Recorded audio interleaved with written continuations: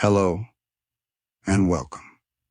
Tonight we step back into a time when a nation stood at the edge of a great storm.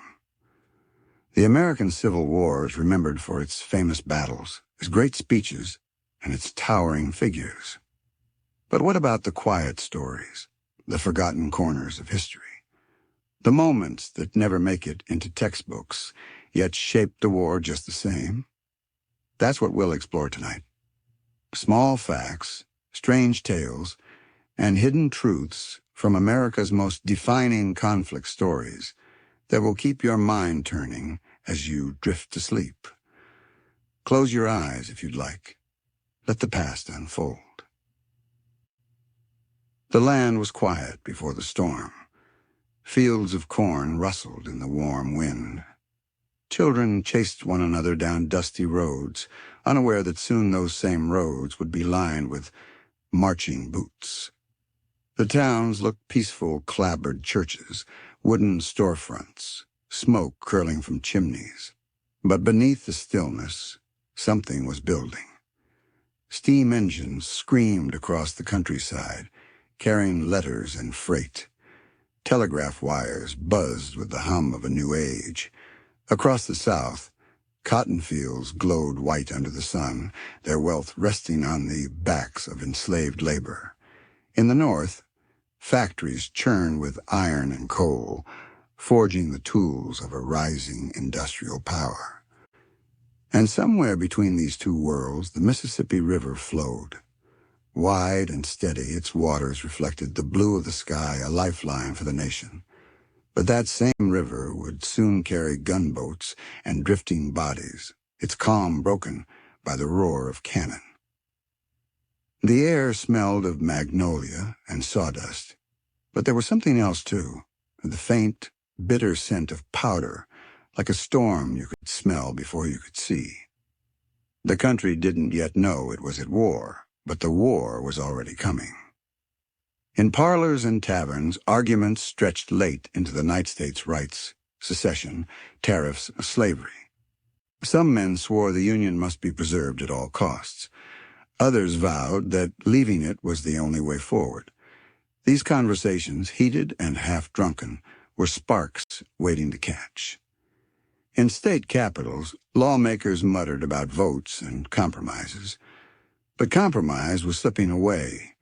Letters flew back and forth, some reaching their mark, others intercepted or lost, changing the course of events in ways no one could predict. And then there were the moments too small to fill a history book, yet sharp enough to change its pages forever. A quarrel on a courthouse step, a secret meeting in a smoke-filled room, quiet promises made under the glow of lamplight. The slow burn of secession began not with a cannon's blast, but with whispered words. Then came the first calls for volunteers. Some men signed up out of duty, others for the bounty money, others because it seemed like an adventure. Many could not even write their own names. They left farms and shops and factories and stepped into uniforms that didn't quite fit. Some wore boots, others marched barefoot.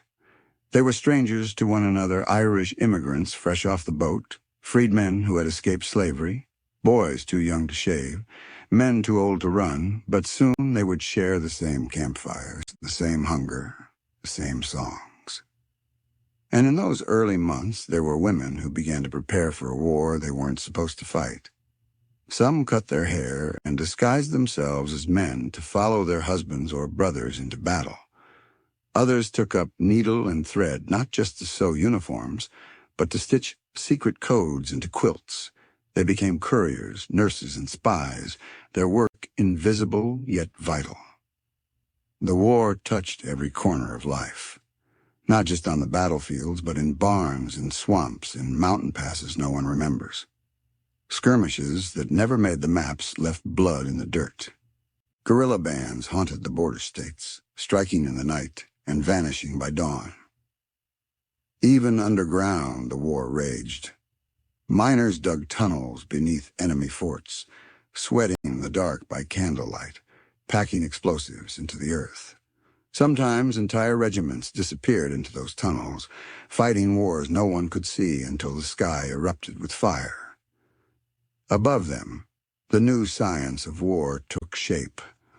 Hot air balloons rose like watchful ghosts, sending signals from the clouds. Ironclad warships clashed like beasts of steel, hurling smoke and thunder. Telegraph wires carried news of life and death across miles in seconds, and in field hospitals, saws and chloroform became the cruel tools of survival. And yet, amid the horror, there was music. Bugles called men to arms. Drums called them to march. Around campfires, voices lifted in song hymns, ballads, songs of home. Mothers kept hair locks in lockets. Soldiers carved names into bullets or scrawled them on scraps of paper, hoping someone would know who they were if they fell. But not all the fallen were honored. Prisoners of war wasted away in camps where hunger was the only law. They traded buttons for bread, boiled shoe leather for soup, and counted the days until exchange or death. Even the animals were drawn into the war's great machinery. Horses carried men into fire and smoke, and sometimes came back without them. Mules and oxen hauled the weight of armies. Dogs served as mascots, scouts, and companions, their loyalty a rare comfort in a brutal time. And there were those who could no longer bear it. Men who deserted, slipping away under cover of darkness, hiding in hills and swamps. Some found secret networks willing to shelter them. Others were caught and made examples of the deaths as much a warning as any battle could be. But for every plan carried out, there were others abandoned. Invasions canceled at the last minute. Raids that failed to launch. Powder kegs that stayed dry. History remembers the battles that happened, but not always the ones that nearly did. On the rivers, the war was fought in silence and shadow. Blockade runners sped through moonlit waters. Gunboats patrolled the muddy currents, firing blindly into the night. Commerce raiders haunted the Atlantic, their presence enough to terrify whole ports into closing. Cities came under siege. Food grew scarce. Children learned to play with shell casings like toys. The thunder of distant cannon became a constant part of life. And sometimes, amid the thunder, there were strange moments, ghost stories whispered by the fire. Soldiers swore they saw phantom armies, lights over the battlefield, omens in the sky. To a nation in pain, it seemed the war had awakened something beyond mortal hands. Yet there were mercies, too. Christmas truces where enemies shared tobacco and coffee. Doctors who treated whoever they found, blue or gray. Brief moments where humanity shone through the smoke. When the guns finally fell silent, the war did not end for everyone. Orphans wandered the countryside. Freedmen searched for their families. Towns were rebuilt or abandoned. Reconstruction began with hope and ended with compromise and disappointment. And through it all, the nation mourned. Empty chairs stood at kitchen tables. Funerals stretched on for years, and yet, slowly in the country began to stitch itself back together. But the echoes never truly faded. You can still hear them in the quiet of forgotten graveyards, in the old hymns sung in country churches, in the cracks of courthouses where judgment was once passed. The war lingers, not just in books, but in the soil, in the rivers, in the air. A ghost story America keeps telling, even now. History does not always begin with cannon fire. Sometimes it begins with a whisper, with a letter that never reaches its destination, with a meeting behind a closed door where men argue in hushed voices until their throats go dry. The sparks that lit the Civil War were not loud.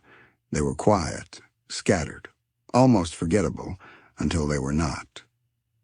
In Washington, Polished shoes tapped across marble floors as senators debated the fate of the Union. They spoke of tariffs, of trade, of compromises to hold the fragile nation together. The halls of Congress echoed with grand speeches, but outside those walls, tension spread like smoke. On courthouse steps, men quarreled. Arguments over states' rights turned into fistfights, and sometimes into duels. Pistols fired at dawn, not for glory, but for honor that men believed tied them to the future of their country. There were secret meetings in taverns where the air was thick with tobacco smoke. Men passed folded papers across sticky tables, plotting secession long before it was ever declared. They swore each other to silence, their faces lit only by candlelight, their plans carried out in shadows. And there were letters, so many letters, wives writing to husbands, governors writing to presidents, soldiers-to-be writing to their families. Some were delivered, others were lost to storms, stolen by spies, or simply never opened. A single delayed letter could mean a missed order, a lost chance at peace, or an ambush that no one saw coming. The country was caught in a slow boil. Every month brought some new crisis, some new outrage. A law passed that favored one side over the other, a speech given that stirred cheers in one city and riots in another. Newspapers screamed their headlines, their ink soaking into the hands of anxious readers. Across the South, the talk of secession grew louder. The idea of leaving the Union had once been unthinkable, even laughable. But now it was spoken of in serious tones at kitchen tables and state houses. Farmers argued with their neighbors. Planters worried about their livelihoods. Politicians weighed whether to stay in a union they believed no longer served them. In the North, there was anger, too. The belief that the Union must be preserved at all costs hardened like iron. Some saw slavery as a sin that could no longer be tolerated. Others cared less about morality than about power, about keeping the nation whole, about ensuring that the West belonged to free labor and free soil. These were not the great battles we read about. These were the sparks, tiny, almost invisible moments that built the road to war. A man in Boston wrote a fiery pamphlet and had it printed by the hundreds, sending it southward like sparks carried on the wind. In response, a judge in Charleston ordered the pamphlets burned, their ashes rising into the night sky. A congressman insulted another on the House floor. Days later, he was beaten nearly to death with a cane. The attack shocked the nation, but it also thrilled those who believed compromise was weakness. Every incident was a stone added to the pile, a weight pressing down on the country. Soon something had to break. In 1860, the election became the breaking point. Abraham Lincoln's name never even appeared on the ballot in most of the South, yet he won. To millions of Southerners, this was proof that their voices no longer mattered. To them, the Union had already been broken, and now it was time to leave. The first states seceded not with bloodshed, but with ink and signatures. Legislatures voted, delegates signed documents, flags were lowered and raised. It felt for a moment almost peaceful, a political divorce more than a civil war. But beneath that calm, both sides began to prepare. Weapons were stockpiled. Militias drilled in open fields. Forts were reinforced. And still, some believed it might all be settled without a shot fired. Hope lingered, even as trains carried crates of ammunition. Even as shipyards worked day and night, building gunboats. Then came the moment that ended the waiting, the last spark. At Fort Sumter, a garrison of Union soldiers held out, surrounded by Confederate guns. For weeks, negotiations dragged on. Supplies dwindled. The men inside waited, hungry and exhausted. And then in the early hours of April 12, 1861, the sky over Charleston lit with fire. Confederate guns opened up. and the first shots of the war echoed across the harbor. No one was killed in the bombardment, not yet, but the war had begun. The sparks had become a flame. Soon thousands would answer the call to arms. Flags would be stitched. Muskets would be issued. The quiet country roads would thunder with marching boots. But it is worth remembering how it all started. Not with armies clashing in open fields, but with words spoken in anger, with papers passed in secret, with letters lost in the mail. History is built on small things, on sparks. And when enough sparks catch, they can set the whole world burning. They came from every corner of the country, though no one would remember their names. Some were farm boys, fresh-faced and calloused from years behind a plow. They left behind barns and family fields, trading the smell of hay for the smell of powder. Their boots didn't match. Their uniforms didn't fit, but their rifles gleamed from endless hours of drilling. Others were drifters, men who had been chasing work along dusty roads or running from a past they never spoke of. The army offered pay, a bed, and a cause, three things they had never had at the same time. There were freedmen, men who had escaped slavery by courage, chance, or both. For them, enlisting was not just duty, but defiance, a chance to fight for a freedom they had already risked their lives to claim.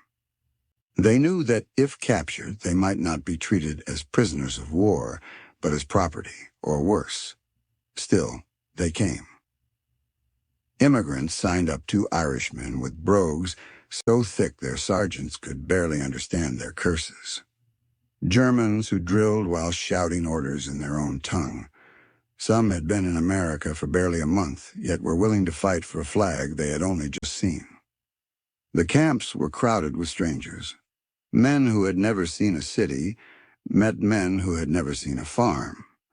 A miner from Pennsylvania might share a fire with a fisherman from Maine or a ranch hand from Texas. In the dim light of campfires, they learned one another's names, traded tobacco, swapped songs. Many of them were little more than boys. They lied about their age to enlist 15, 14, some even younger. Their hands were small around their muskets, their faces soft beneath caps far too big. They marched with pride, thinking of glory, thinking it would all be over by Christmas. And there were men far past their youth, veterans of older wars who strapped on their belts once more. Some walked with a limp, some grumbled about their aching backs, but they were determined to fight for what they believed was right, or at least to stand beside their sons. When they first received their uniforms, they posed proudly for photographs, standing as still as statues for the camera.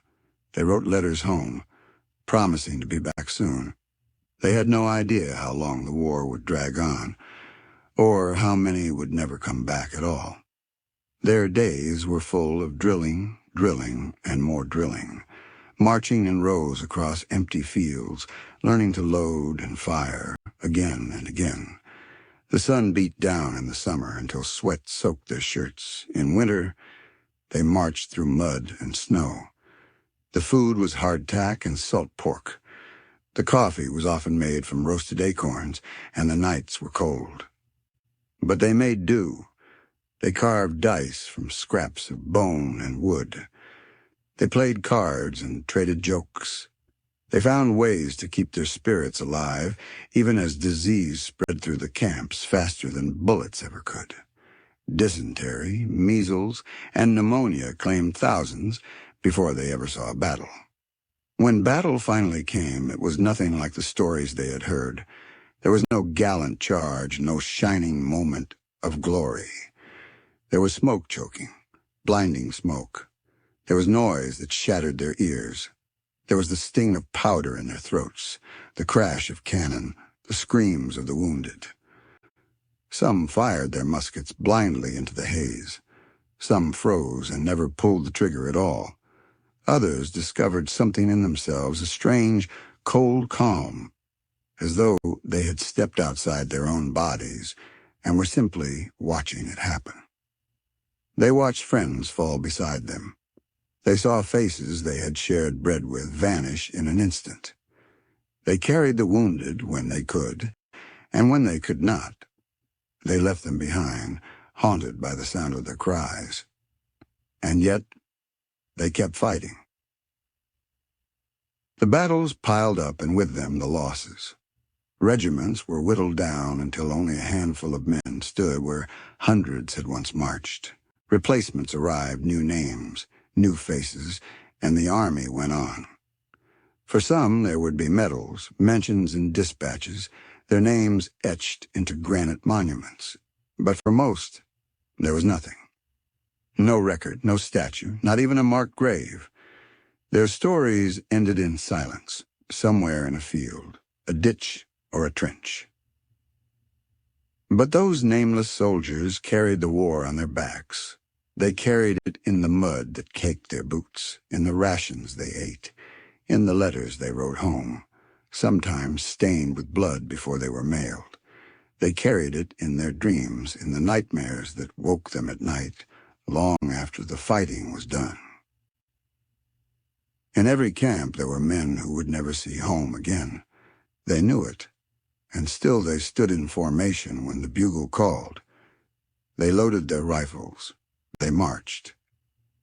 And when the war was finally over, some of them did make it home. They limped through their own front gates, thinner and grayer than when they left. They tried to tell their families what it had been like, but the words never came out right. How do you explain the sound of a cannonball or the sight of a friend struck down beside you? How do you tell someone about holding a comrade's hand as he took his last breath? So they stayed quiet. They hung their old uniform jackets in the barn, put away their rifles, and went back to planting corn, or mending shoes, or working the docks. And the world moved on. But if you walk the battlefields today, the quiet ones, the forgotten ones, you can almost hear them. The murmur of voices carried on the wind, the shuffle of feet in the tall grass, the faint metallic rattle of a musket strap. These were the soldiers without names, not the generals whose portraits hang in museums, not the politicians whose words are carved in stone, just ordinary men who lived, fought, and died.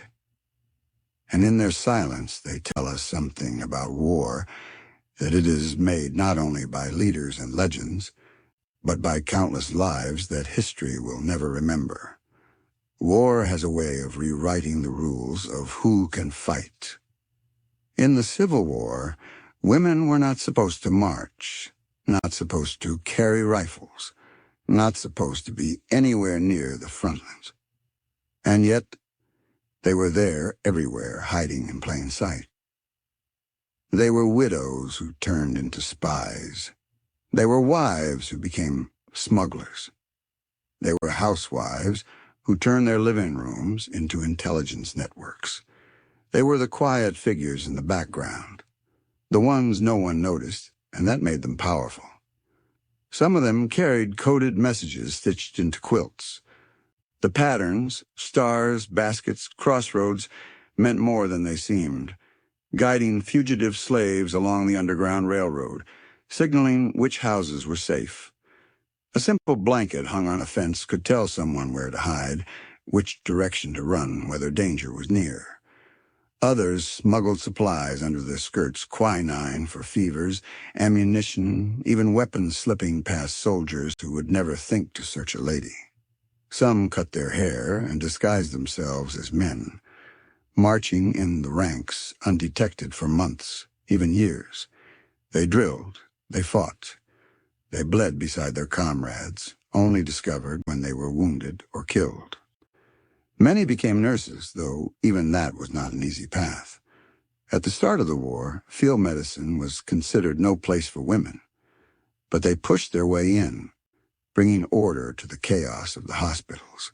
They boiled water, scrubbed floors, bandaged wounds. wrote letters home for the dying. They saw the worst of it, saw young men reduced to shadows of themselves, saw heaps of amputated limbs piled outside the tents, saw the blood that soaked through the straw on the floors. And they kept working day after day. Some of the women in the war were not content to simply heal. They gathered intelligence, passing along troop movements, counting regiments, noting supply lines. They hid messages in their hair, in hollowed-out eggs, in buttons sewn onto coats. They memorized information, then destroyed the paper it was written on, carrying the secrets in their minds until they could deliver them. There were women who ran boarding houses where officers stayed, listening through the walls, picking up scraps of conversation over dinner, sending that knowledge to the other side. Some were discovered and imprisoned, but many never were. On farms and plantations, women were often left to manage everything while the men were away. They harvested crops, protected children, defended homes, and when armies came through, they made decisions in moments whether to hide their food or hand it over, whether to risk sheltering a deserter or let him move on hungry. Not all of them worked for the same cause. There were Union women who risked everything to free enslaved people, and there were Confederate women who risked everything to hide Confederate soldiers from Union patrols. In both North and South, women kept the war going, even when their own families begged them to stop. Some stories have survived, like that of Harriet Tubman, who guided fugitives to freedom and then led Union scouts through swamps and backwaters, freeing hundreds more in a single raid. Or Belle Boyd, the Confederate spy who charmed Union officers and sent secrets racing back to Stonewall Jackson's army. But for every famous name, there were 100 others who will never be known. The girl who hid a note in her shoe and crossed enemy lines. The mother who baked bread for a passing regiment and tucked a warning inside the loaf. The widow who sat on her porch, calm and still, while under her floorboards a wounded soldier waited for nightfall. The war demanded courage from them every day. Courage to face soldiers at the door. Courage to lie when questioned. Courage to ride through the night carrying a message that could change the course of a battle. They were not armed with muskets or sabers, but their work could be just as dangerous. If caught, many faced prison or worse. Some were hanged. Others were driven from their homes, their names blackened forever. But they kept going. At night, you could find them sewing by candlelight, the flicker of the flame throwing long shadows on the wall. You could find them writing letters for the dead, their hands shaking but steady enough to put the words down. You could find them standing by the road, watching the horizon, waiting for the next rider to come, the next message to deliver. They fed deserters hiding in the woods. They nursed the sick when doctors had moved on. They whispered warnings to neighbors when cavalry was on the way. They sent their own sons to war, and then helped the sons of strangers find their way home. Even the smallest acts mattered. A meal given to a hungry man might give him strength to keep moving. A rumor passed along at the right moment might save a regiment from being ambushed. A single glance, a single nod, could mean life or death. When the war finally ended, many of these women went back to their lives quietly. They put away their secret codes and burned the letters they had hidden. They tended their gardens, raised their children, mended the roofs of houses damaged by cannon fire. Some were honored, but most were not. Their neighbors may have never known what they had done, what they had risked, what messages had passed through their hands in the dead of night. But their work left its mark. Without them, the war might have lasted longer or ended differently. Without them, whole campaigns might have failed. Their courage stitched itself into the fabric of history as carefully as those coded quilts that once hung on fences and barn doors. And if you listen, you can almost hear them still, the soft rustle of skirts as a woman slips down a hallway to hide a note, the creak of a floorboard as she kneels to check on the soldier under her floor, the faint scratch of a pen writing by lamplight. They fought a shadow war, one without battle lines or bugle calls, one fought with secrets and signals, with bread and bandages, with memory and mercy. Their names may be forgotten, but their war was real, and without them, the great story of the Civil War would be missing half its heart. The Civil War was not fought only where the history books tell us. Not just at Gettysburg or Antietam, not just on those fields where statues now stand and tour guides speak in practiced voices. Much of the war happened in places no one ever marked, no one ever mapped. There were battles fought in lonely swamps, where the mud swallowed boots and the mosquitoes outnumbered the bullets. Picture it, the night air heavy, the smell of wet earth, the soldiers moving knee-deep through black water, their rifles held above their heads to keep them dry. There are no drums, no banners, just the splash of feet, the whisper of orders in the dark. Somewhere out there is the enemy, hidden behind the reeds. You can't see them, but you can hear them breathing. Shots break out, a sudden crack of muskets in the night, and the swamp explodes with sound. The battle lasts minutes, maybe hours. When the firing stops, silence falls again except for the frogs and the owls. The dead are left where they fall. By morning, the water carries them away. There were fights in deserts, too, far from the heart of the war. In the dry territories, cavalry clashed under a burning sun, their horses leaving no trace but dust that quickly blew away. These skirmishes barely earned a line in the papers, yet they decided who controlled the farthest edges of the map, who held the trails, the forts, the lonely outposts where supplies passed through. And then there were the mountains. Battles fought high up in the passes, where the air was thin and cold. Men scaled cliffs with rifles slung across their backs, clinging to rocks as loose shale tumbled beneath their boots. A single shot could send an avalanche of stone down on the enemy. In these places, war felt more like hunting than fighting small groups, stalking each other through the trees, firing from behind boulders, vanishing into the mist.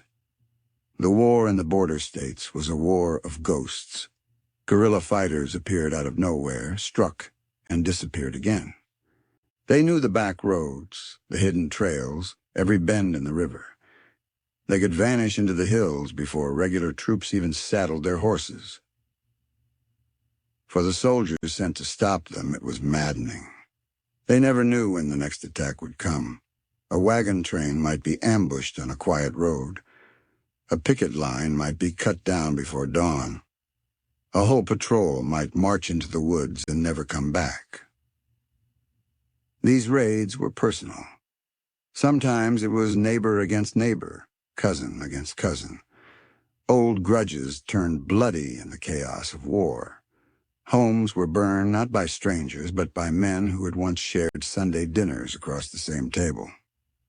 Villages woke to find barns on fire, livestock driven off, wells poisoned. Women and children fled into the fields, hiding until the raiders were gone. And when the smoke cleared, another house was gone, another farm reduced to ash. The line between soldier and outlaw blurred. Some called them freedom fighters, others called them bandits, but either way they kept the war alive in places the armies had left behind. In the deep woods, campfires burned low. Men slept with their rifles across their laps, one eye open. Any rustle in the leaves might be an animal or an enemy creeping closer. Sometimes entire towns became battlefields without warning.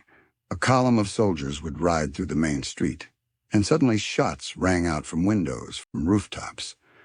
The town square turned into a crossfire. Civilians hid in basements. praying the fighting would pass them by. By nightfall, the soldiers were gone, leaving behind broken glass, shattered doors, and blood on the cobblestones. There were raids that felt almost like ghost stories. Men swore they saw riders approach under a full moon, silent as shadows, their faces hidden by scarves. By the time the alarm was raised, it was too late. The raiders were already inside the camp, cutting loose horses, setting fire to supply wagons, vanishing into the night with the flames behind them. And then there were the places no one bothered to mark at all, small skirmishes that killed only a handful of men, fought in orchards, along creek beds, behind mills. The locals buried the dead themselves, sometimes in a common grave, sometimes with no grave at all. The next season, crops grew where the blood had soaked the soil. When you walk through those places today, you would never know what happened there. A cow pasture, a stretch of quiet forest, a patch of empty prairie. But under the grass, the lead balls and rusted buckles still sleep. The men who fought in these hidden battles often felt forgotten even while they lived. They marched just as far, bled just as much, but their names were rarely mentioned in dispatches. No reporters followed them into the swamps. No photographers set up their tripods in the backwoods. And yet these small fights mattered. Each one shifted the balance, delayed a march, cut a supply line, forced a general to change his plans. The war was not one great clash, but 1,000 small ones, scattered like embers across the continent. Each ember burned hot for a moment, then went out, leaving behind only smoke and silence. Some of the men who survived these fights carried the memory of them like a private curse. They had seen things no monument would ever honor: comrades swallowed by quicksand, men ambushed and cut down without warning, civilians caught in crossfire. They buried the memories deep, spoke of them rarely, if at all. But if you listened to the wind in those forgotten places, you might hear something. The echo of musket fire carried across the years. The creak of saddle leather as invisible riders passed through the dark. The history books tell us where the great battles were fought, but they cannot tell us everywhere the war truly lived. It lived in the swamps and the deserts, in the mountains and the border towns. It lived in the sudden crack of a shot on a lonely road, in the smoke that rose from burning barns, in the silence that fell after. And in those places, blood was spilled where no flag was planted, where no monument would ever rise, where only the earth itself remembers. War is loud cannons roaring, muskets cracking, drums calling men to battle. But there was a part of the Civil War that was almost silent. A war fought under the feet of the armies, where the air was stale, the light was dim, and death came without warning. Picture this: men on their knees in the dirt, hacking at the earth with the pickaxes by the light of a single candle stub. The tunnel around them barely wide enough to crawl through, sweat dripping down their faces, their lungs filling with the smell of damp clay and smoke. Every swing of the pick takes them closer to the enemy. They were called sappers, miners, diggers, soldiers who fought with shovels instead of rifles. Their job was to carve a path under enemy forts, to place black powder charges where no one could see them, and to turn the ground itself into a weapon. It was slow, brutal work. The earth was heavy, the air hot and close. You could not stand upright. You could barely turn around. Behind them, other men scooped up the loose dirt and passed it hand to hand, bucket to bucket, until it could be hauled away. Above them, the world went on as normal. Men marched, cannons fired, officers shouted orders. But down below there was only the sound of picks striking dirt, the occasional cough, the rasp of boots dragging through the tunnel. Every foot of progress was dangerous. The tunnels could collapse without warning, burying men alive in an instant. Sometimes the diggers struck water, and the tunnel flooded, turning the earth into sucking mud. And always there was the enemy. They dug too. Listening tunnels were carved out on both sides, just wide enough to lie down in with your ear pressed to the ground, waiting for the faint sound of digging from the other side. If they heard it, they would start their own countermine, trying to find the enemy tunnel and break into it before the charge was set. When two tunnels met, the fighting was savage and close. There was no room for muskets or bayonets. Men fought with knives, with picks, with bare hands in the darkness. And then there were the explosions. At Petersburg, the Union dug one of the most famous tunnels of the war, nearly 500 feet long, ending directly beneath the Confederate fort. They packed it with thousands of pounds of gunpowder. When it went off, the ground shook for miles. An entire section of the Confederate line vanished in a cloud of dirt and fire. The men above were thrown into the air, and their bodies landing in twisted heaps. The blast left a crater so deep it seemed to swallow the sky. But even after the explosion, the killing did not stop. Soldiers charged into the crater, and there, trapped in the pit, they were cut down by musket fire from above. This was the nightmare of the war beneath the ground, that the explosion was not the end, but only the beginning. Imagine waiting in one of those tunnels for the moment of detonation, sitting in the dark, hearing the fuse sputter, wondering if it would go off too soon or not at all, feeling the earth tremble under your hands as the blast ripped open the surface. Sometimes the explosions worked. Sometimes they failed, leaving men trapped underground, suffocating in their own smoke. Sometimes the tunnels were discovered too early, the powder dug up and thrown aside before it could be used. But when they worked, they were terrible to behold. Night became day. The ground became sky, and for a moment, everything was silent, except for the ringing in the ears of the survivors. For the men who dug these tunnels, there were no medals, no monuments. Their war left no visible scars except the craters, and even those were slowly filled in by rain and weeds. Yet they changed the way war was fought. They showed that the battlefield was not just the ground you could see, but the ground beneath it.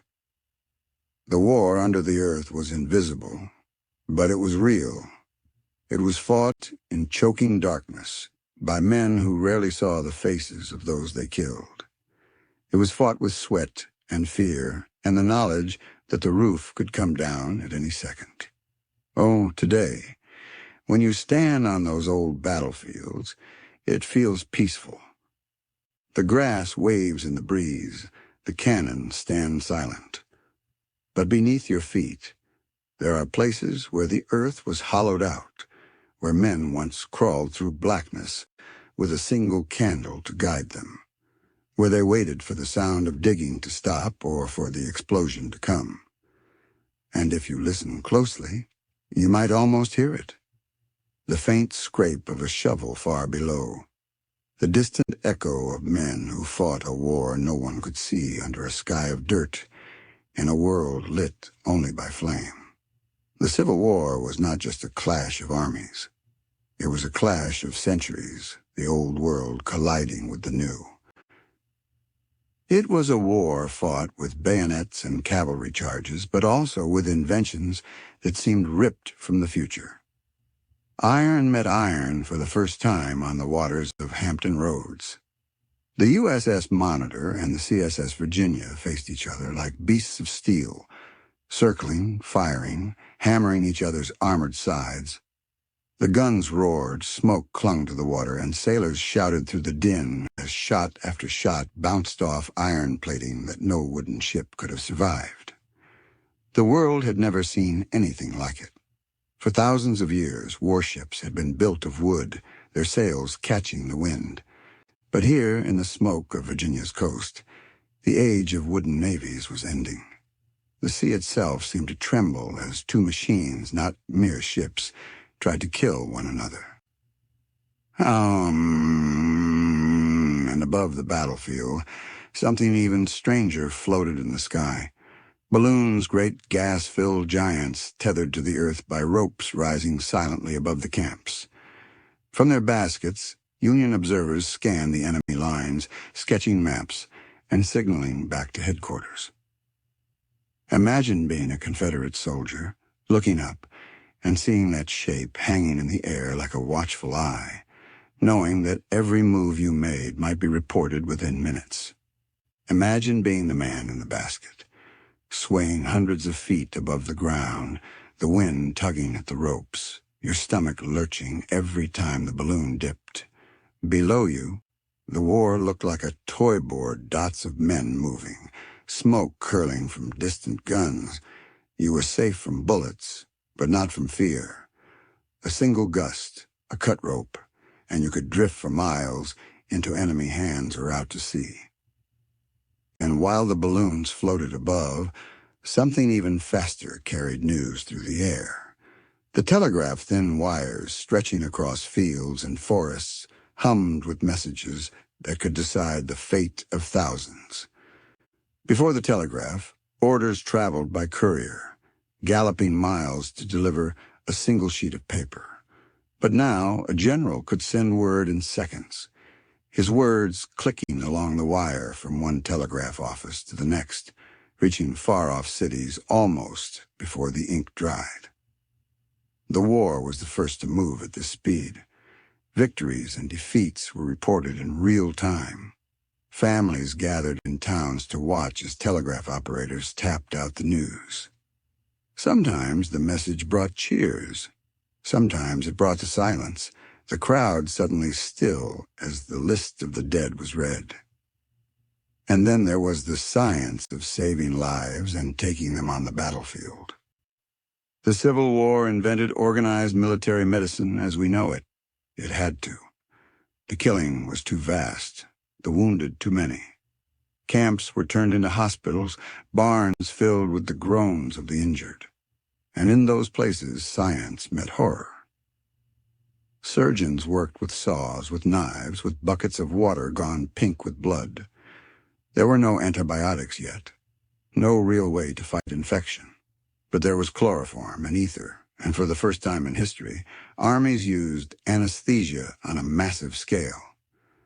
Picture a wounded soldier lying on a rough table, the smell of blood heavy in the air, flies buzzing around his face. A rag soaked in chloroform is pressed to his mouth. The world blurs, the sounds grow distant, and then nothing. When he wakes, the pain is still there, but the leg is gone. The surgeons had to work fast, 10 minutes, 15 at most before the next patient was carried in. They cut away the shattered limbs, sewed up the wounds, and moved on. It was brutal, but it saved lives. More men survived amputations in the Civil War than in any war before it. But they paid a terrible price, leaving the battlefields with crutches, with wooden legs, with the rest of their lives changed forever. The war pushed medicine forward in other ways, too. Ambulances were organized into corps, rushing the wounded off the field. Nurses, many of them women who had never been near a battlefield before, learned how to dress wounds, mix medicines, calm the dying. The war was also a laboratory for weapons. Rifled muskets gave soldiers deadly accuracy at hundreds of yards. Artillery shells that once exploded at random could now be timed to burst above enemy lines. Repeating rifles appeared, spitting out bullets faster than anyone thought possible. And there were stranger experiments. There were rockets, submersibles, landmines. Some worked, some failed, but all of them hinted at a future where war would be fought with machines rather than men. It was a strange, almost dreamlike time, where one could see a man on horseback carrying a saber, and moments later watch a train loaded with artillery roll past, where the sky might hold a silent balloon, and the next second, the earth might shake from an explosion set off by wires and powder. The soldiers themselves must have felt as though they were living at the edge of two worlds, one foot in the past, one in the future. They fought with muzzle-loading muskets, but they also watched as the first Gatling guns rattled off hundreds of rounds a minute. This mixture of old and new made the war unpredictable. A general might plan a battle as if it were still 1812, only to see his lines torn apart by weapons he had never faced before. Science was not just a tool. It was a force, shaping the war as much as any general or president. It made the war faster, deadlier, stranger. It allowed men to see farther, shoot farther, kill from farther away. And when the war ended, the inventions did not go away. The ironclads became the model for every navy that came after. The telegraph became the nervous system of a connected country. The lessons learned in battlefield medicine became the foundations of modern emergency care. But perhaps the strangest thing of all was how much of this was born from desperation.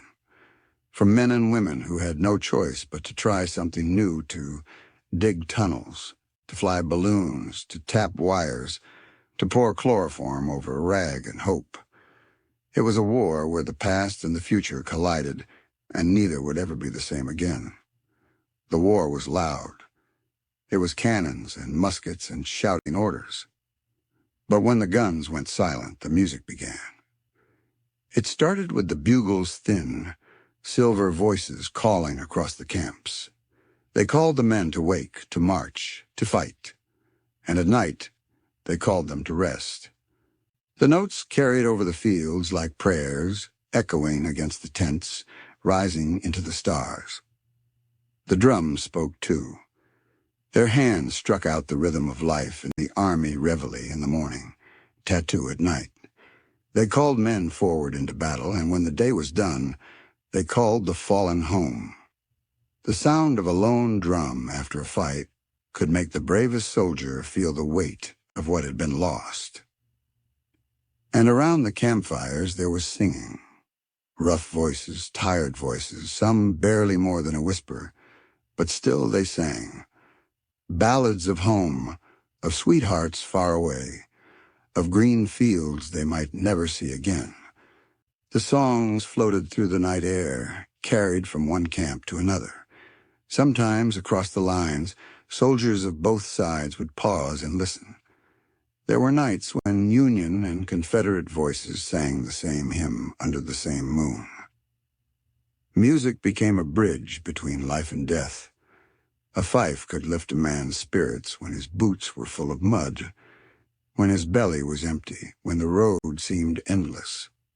And it could break his heart when played over a fresh-dug grave. The war had many graves, some marked, some not. Mothers and fathers who could not find the bodies of their sons kept instead what they could: a lock of hair, a scrap of uniform, a button. They tucked them into drawers, pressed them into Bibles, wore them in lockets close to the heart. In parlors and kitchens, mourning became a language. Black dresses, black ribbons, black veils that turned the world dim. Women walked the streets like shadows. Whole towns seemed dressed in grief. And yet there was still music. Bands played when regiments returned home. Town squares filled with cheering crowds and brassy notes. Children waved flags, bells rang. For a moment, it seemed the war had ended. But the silence always came back. The empty chairs at the table stayed empty. The letters stopped arriving. The music that once stirred the heart now stirred tears. In the years after the war, memory itself became a kind of song, sometimes sweet, sometimes bitter. Veterans gathered to tell their stories, their voices carrying the rhythm of old marches. They spoke of battles, of comrades, of the moments that never left them. And sometimes, when words failed them, they hummed. A few notes of a tune that only those who had been there truly understood. Across the country, Towns began to raise monuments, granite and marble where there had once been mud and blood, names carved into stone, bugles carved into stone, so that even when no one was left to play, the music would not be forgotten. And every spring, the living returned to the graves. They brought flowers, they brought flags. They brought children by the hand and told them what the stones meant. They stood in silence as a lone bugler played taps. The notes were simple, but they cut deep. They hung in the air like a final breath. Even now that sound carries. When taps is played, you feel it in your chest, the ache of memory, the pull of history. It is the war speaking across the years, reminding us of its cost. For some, the music never stopped. They carried it with them always, in the tapping of a cane, in the creak of a rocking chair, in the hum of a hymn sung quietly before bed. For others, there was only silence. They kept their grief locked away where no one could hear it, like a song too painful to sing. The war left behind more than graves. It left echoes of bugles, echoes of drums, echoes of voices raised in song.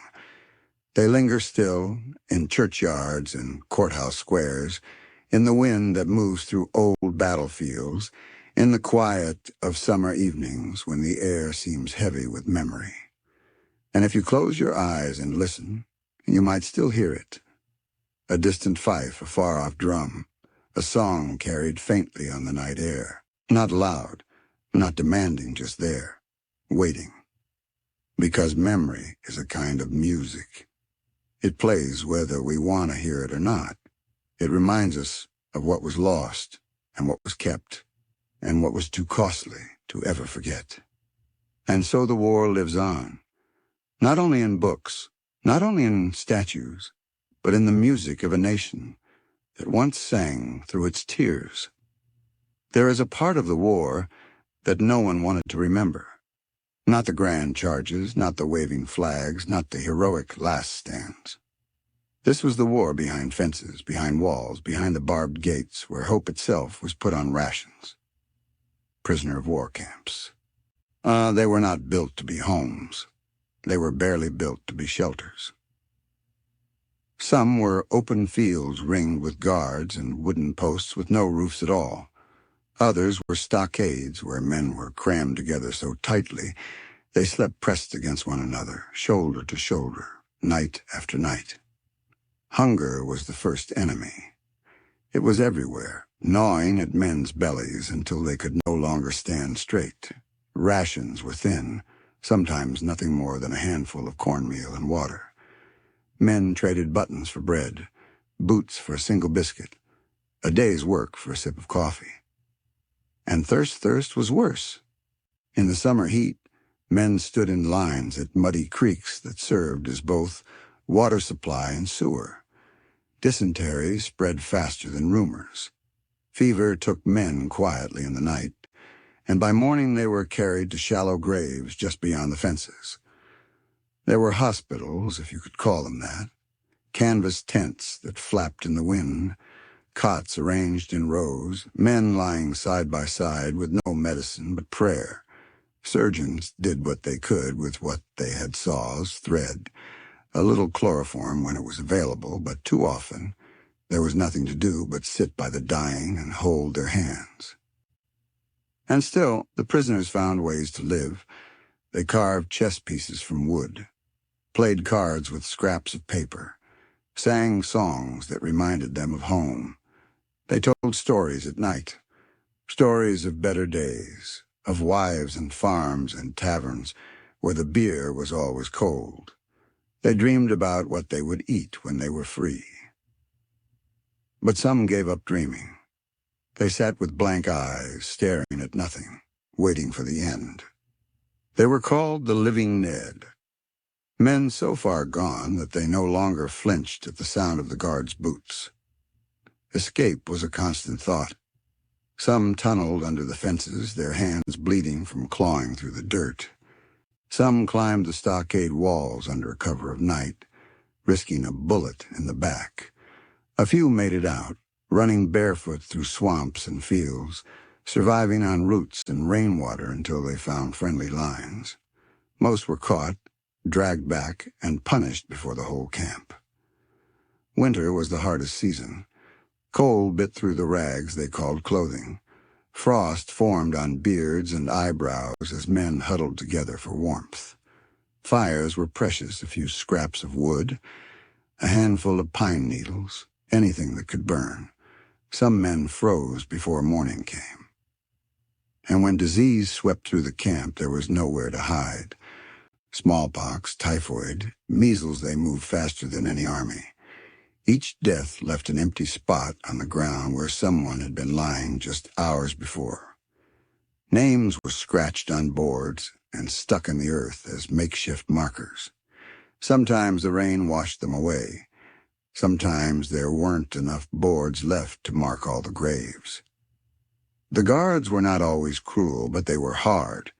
They had to be. They were outnumbered by the men they watched, and fear kept them strict. A prisoner who stepped too close to the fence could be shot without warning. The deadline, they called it, an invisible boundary that no man dared cross. Even in the worst camps, humanity flickered. A guard might pass a crust of bread through the wire when no one was looking. A prisoner might share his last piece of meat with a sick comrade. Men who had been enemies on the battlefield sometimes prayed together when death came near.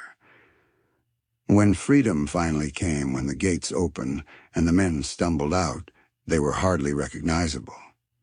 Hollow cheeks, bones showing through the skin, eyes sunken deep.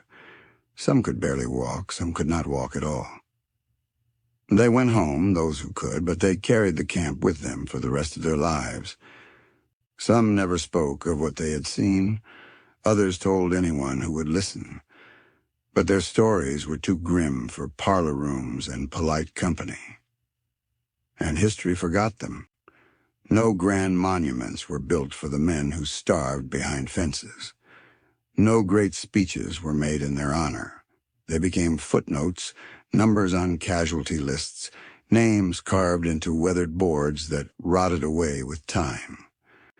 But their suffering was part of the war just as surely as any charge or cannonade. It was war stripped of glory, war that asked men not to fight, but simply to endure. And endure they did. Through hunger, through sickness, through winters that never seemed to end, they endured until the war ended, until someone at last came to open the gates and let the sunlight in. And even now, if you stand in the places where those camps once stood, you can feel it. The emptiness. The weight of so many who waited and wasted away. The silence there is not ordinary silence. It is heavy, like a held breath, like a prayer still waiting to be answered. And in that silence you might almost hear them, the rustle of rags, the clink of a tin cup against a wooden bowl, the low murmur of men whispering about home. The war is long over. The fences are gone. But the memory of those who were forgotten still lingers like a shadow that refuses to lift.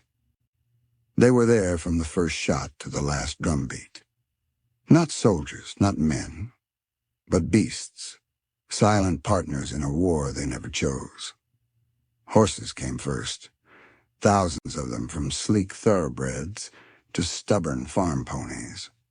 They pulled cannons through mud, carried generals in gleaming saddles, charged straight into storms of shot and shell.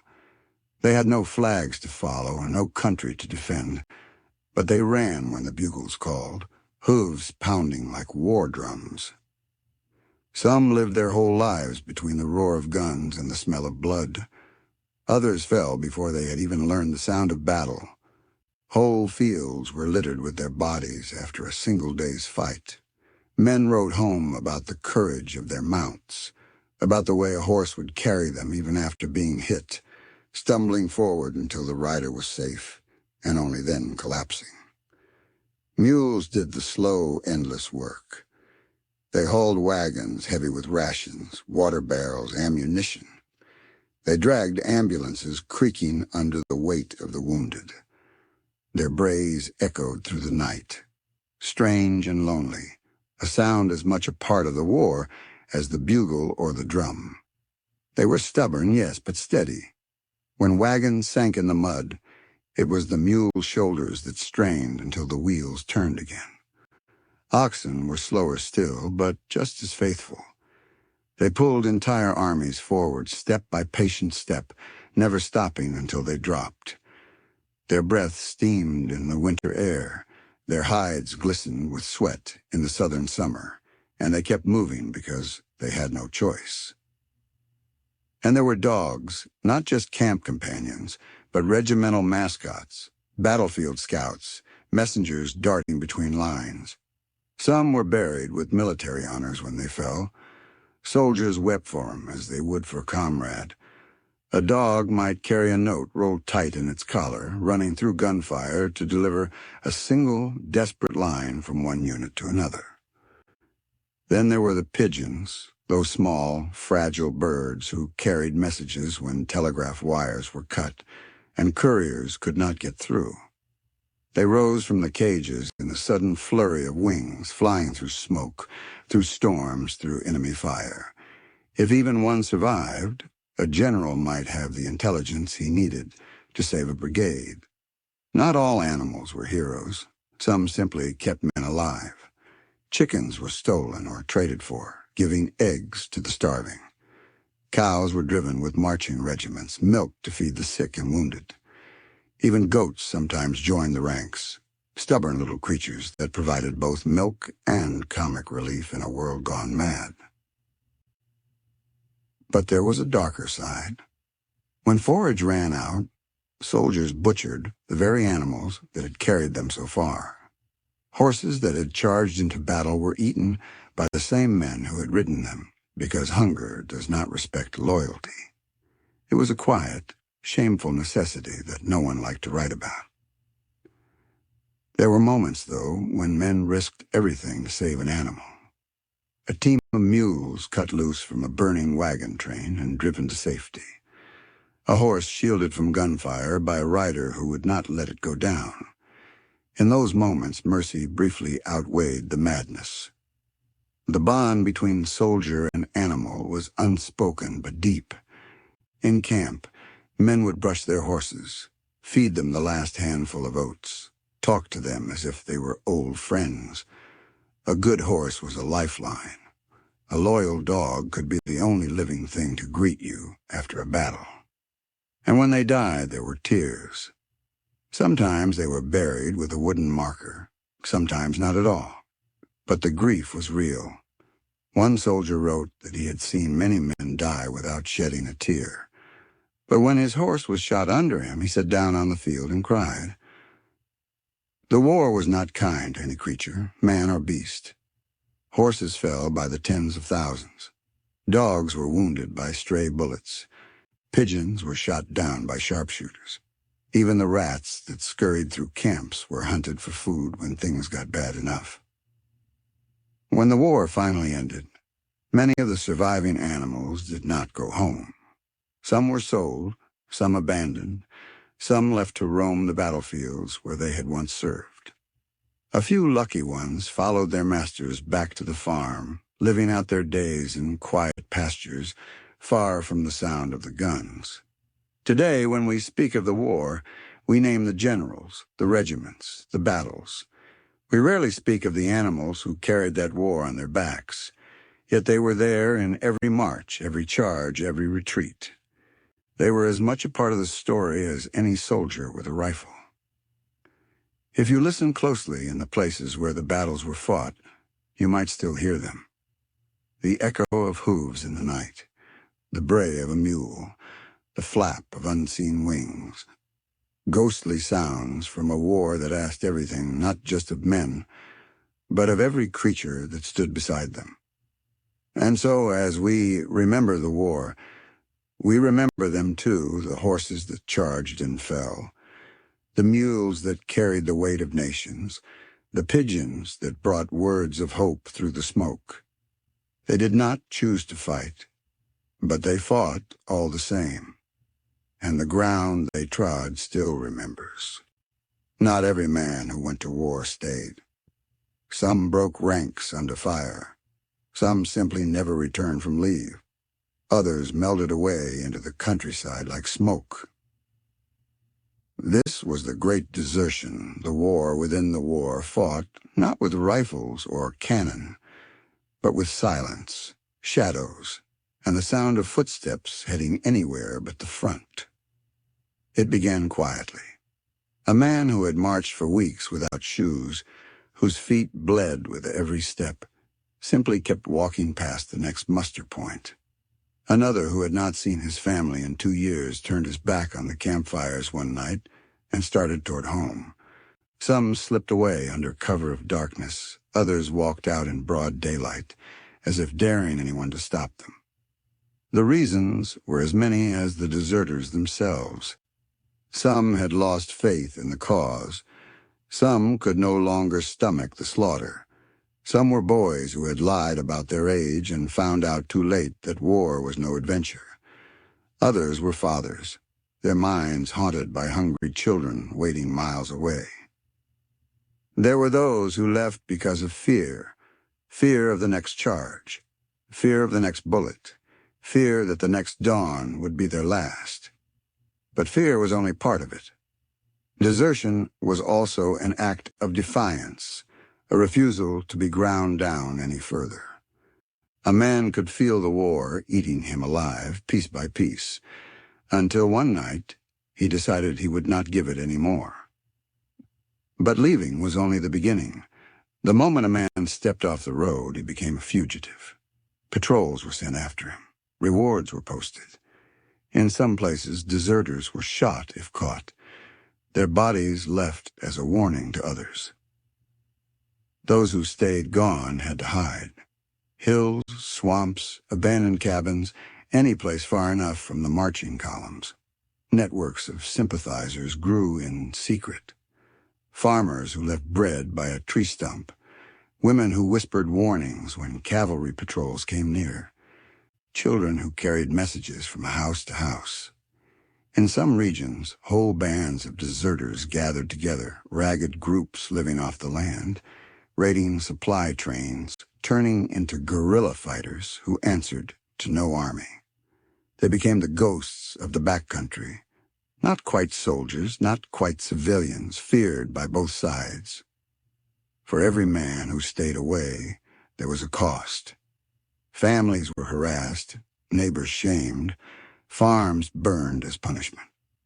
A wife might wake to find a notice nailed to her door demanding that her husband return to the ranks or face the gallows. And yet, many never went back. They would rather be hunted than wear the uniform again. Some made it to the end of the war, hiding in barns and caves, waiting for the guns to go silent. Others never lived to see peace, cut down in ambushes or lynched as traitors. Those who did survive carried the brand of desertion with them forever. Some kept their secret until the day they died, never speaking of the war at all. Others confessed years later, their voices heavy with guilt. But guilt was not the whole story. For some, there was pride. Pride in surviving, in refusing to die for something they no longer believed in. Pride in finding their way back to the people who needed them more than any general did. Desertion was a shadow that stretched across every army, north and south. It was the unspoken truth behind every roll call, every missing man, every empty bunk. Officers wrote reports, counted numbers, pleaded for discipline, but they could never stop the slow trickle of men disappearing into the night. And when the war finally ended, the deserters came home. Some were welcomed quietly, their neighbors pretending never to have seen them leave. Others were cursed as cowards and forced to live with the whispers. History has little room for them. The stories we tell are about the ones who stayed, who fought, who died with their regiments. But the deserters were part of the war too, the men who said no, who turned away, who risked everything to lay down their arms. If you walked the back roads where they hid, you might still feel it. The weight of footsteps, the sound of a man running through the dark with the dogs on his trail. The war was loud, but desertion was quiet, so quiet that it can still be heard if you listen for it somewhere just beyond the edge of memory. And in that quiet, there is a question that lingers. Were they cowards, or were they simply men who had seen too much? Perhaps they were both. Perhaps desertion was not just running away from war, but running toward life. History remembers the battles that were fought. But just beyond those pages, there are ghosts of battles that never happened. Fires that were never lit. Powder that never flashed. Men who stood waiting for orders that never came. War is full of near misses. Armies poised on opposite hillsides, staring each other down for days, only to turn back without firing a shot. Generals scribbling plans deep into the night, their maps stained with the candle wax, only to crumple them in the morning because the timing was wrong, the river too high, the enemy too fast. Some of these plans could have changed everything. There were invasions mapped out that might have split the country in two all over again. Raids that might have cut supply lines and starved whole cities. Attacks meant to end the war in a single blow, canceled with hours to spare. Imagine it.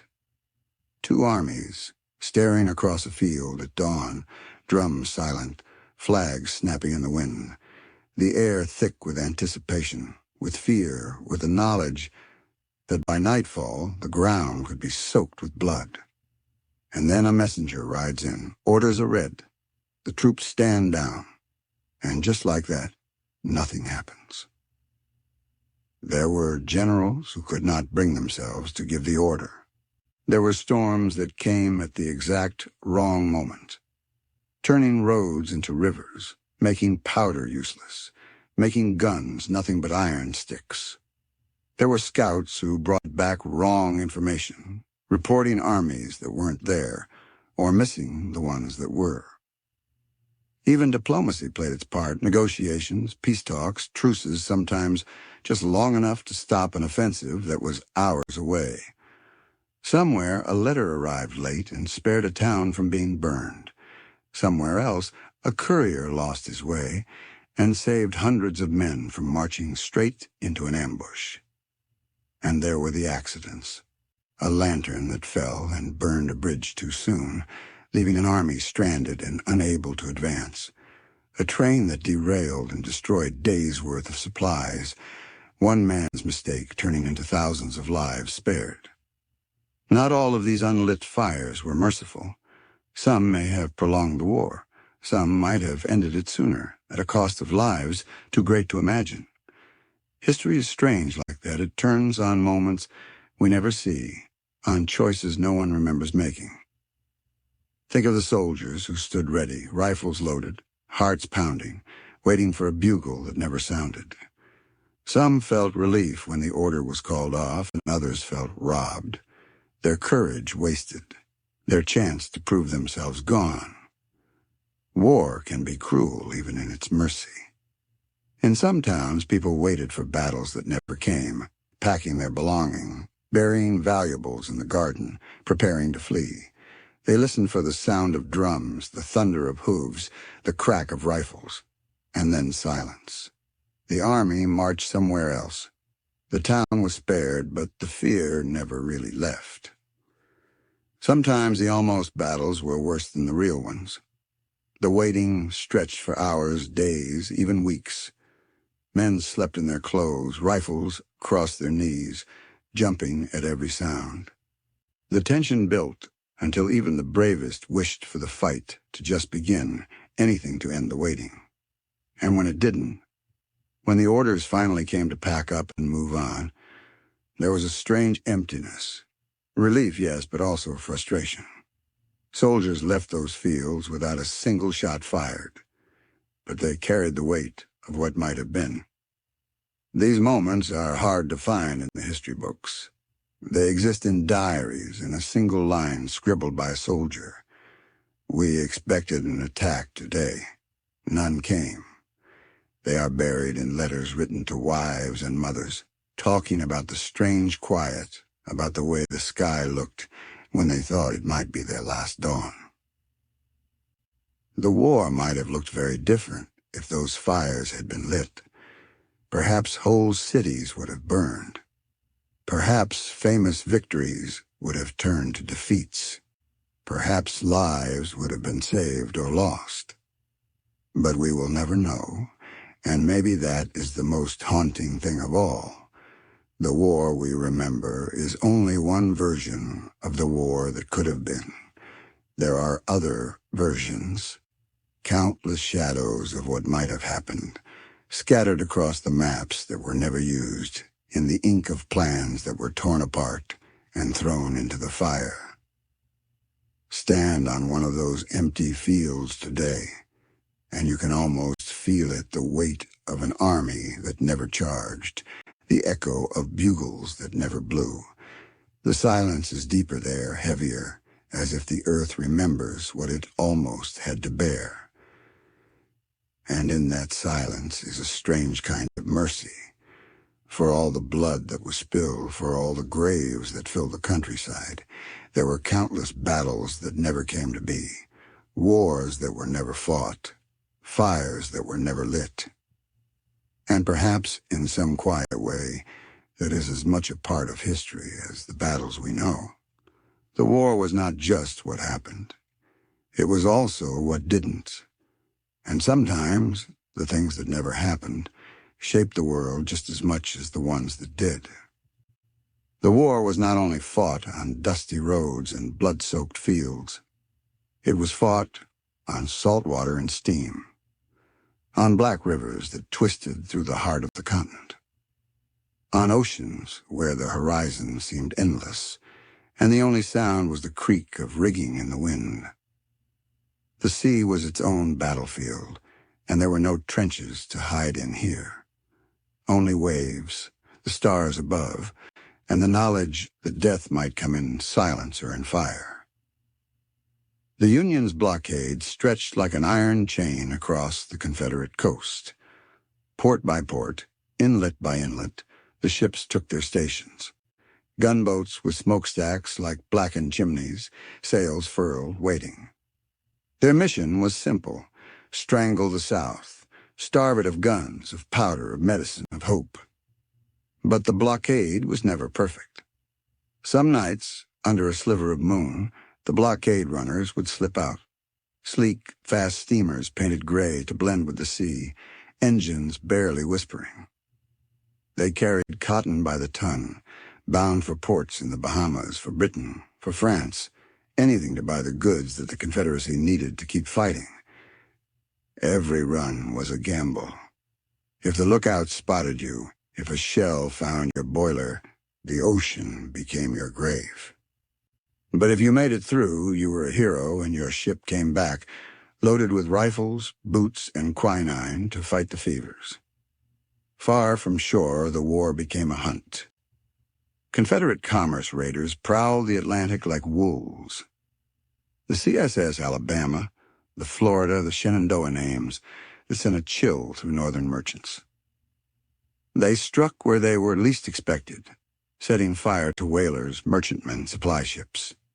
Their captains dined with their crews under starlight, watching enemy ships burn to the waterline, their glow reflected on the Black Sea. They kept sailing, always moving, hunted, but never caught, until one by one they were cornered and sunk. But the most intimate war was fought on the rivers. The Mississippi, the Tennessee, the Cumberland, the James winding roads of water where gunboats were kings, ironclads with sloping sides, belching smoke and fire, hammering each other until the river ran red. Naval crews lived half their lives ankle-deep in river mud, hearing the hiss of shells as they passed overhead, feeling the deck tremble under their feet. There were battles where infantry and navy fought side by side. A fort shelled from the water while blue-coated soldiers stormed its walls. A town occupied after the gunboats pounded its defenses into splinters.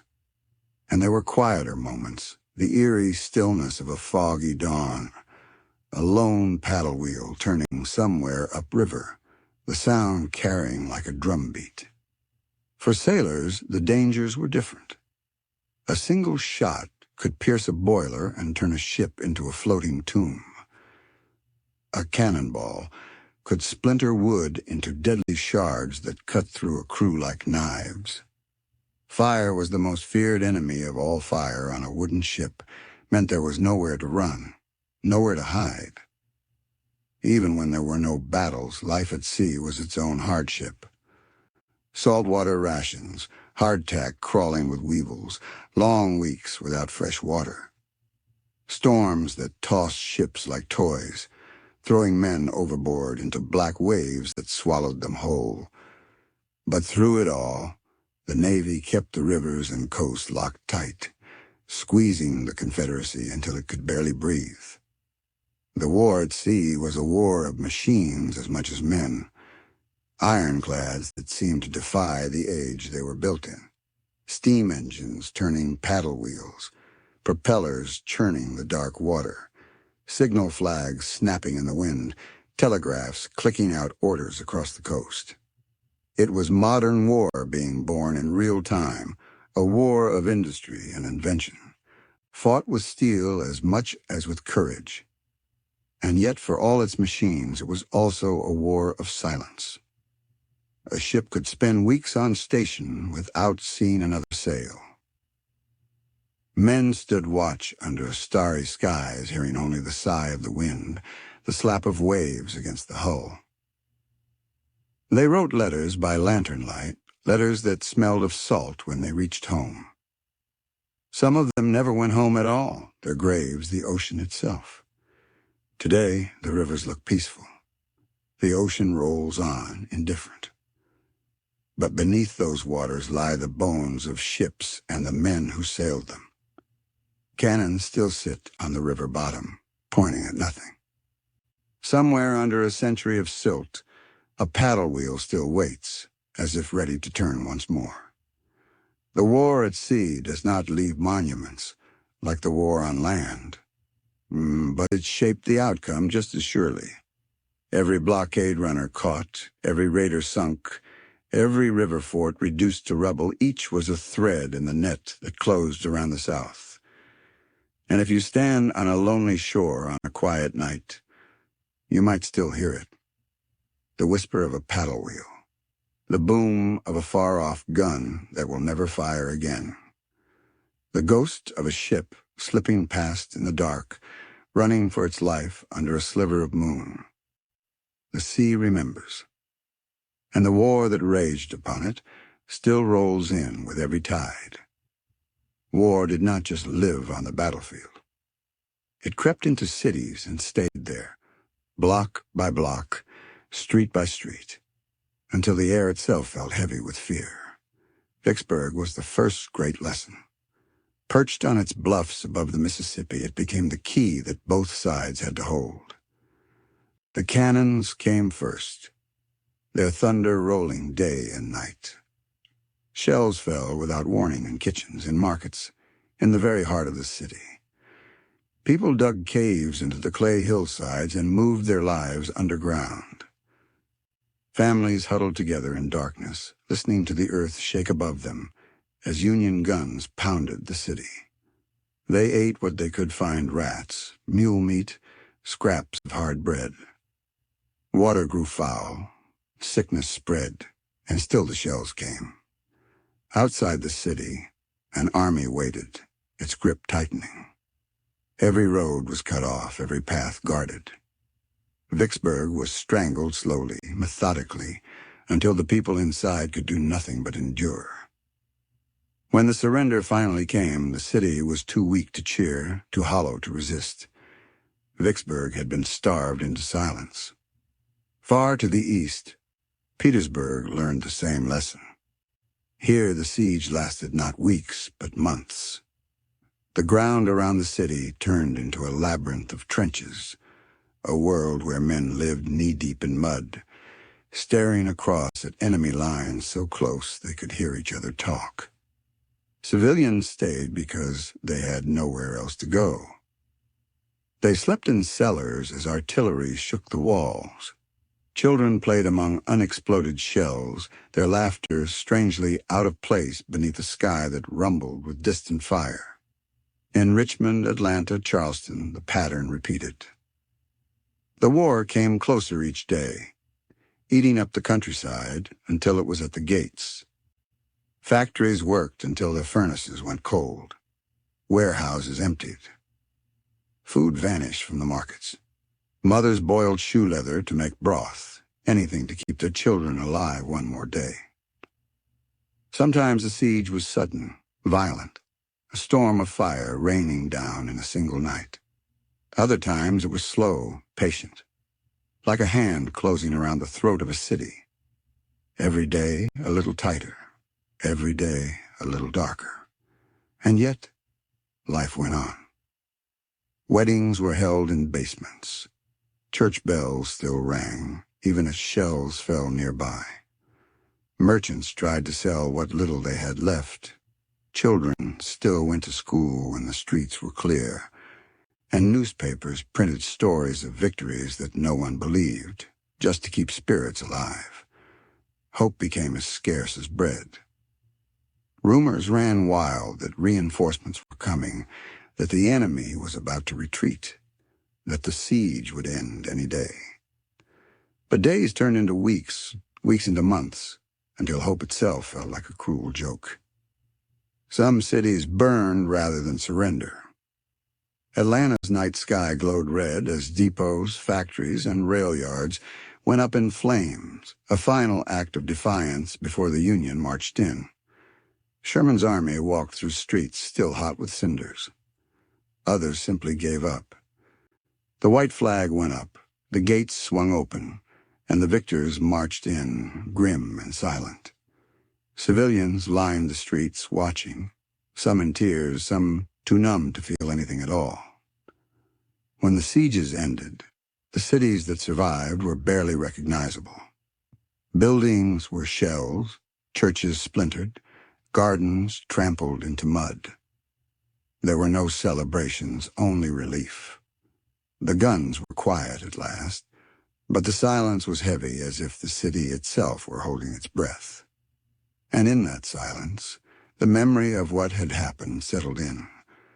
The smell of smoke lingered. The scars of cannon fire stayed on the walls for decades.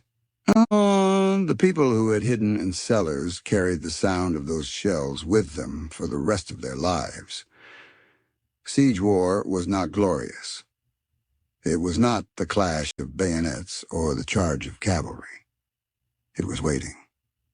It was hunger. It was the slow grind of fear, night after night, day after day, until surrender felt like mercy. But there was courage in it, too, the courage of those who endured, who kept living even when living meant hiding in the dark and eating the last scrap of food. The courage of children who played among shells as if the war could not touch them. The courage of women who carried water through the streets under fire, who nursed the wounded in bomb-shaken hospitals, who kept the city alive when the men were gone. Today, if you walk through Vicksburg, Petersburg, or any city that was besieged, you can still see the marks. Earthworks still rise from the ground. Shell scars still pockmark the bricks. And if you stand very still, you can almost feel it, the waiting, the hunger, the long nights spent listening to the distant thunder of guns. Those cities endured. But they never forgot what it felt like to be strangled, to be starved, to live with death pounding at the door. And history remembers them, not just for the battles fought around them, but for the way they held on through the longest nights of the war. They say war is the business of men. Steel and powder, marching boots and shouting orders. But in the still hours of night, When the fire burned low and the wind whispered through the tents, soldiers told stories that had nothing to do with orders and everything to do with what they could not explain. It began with shadows.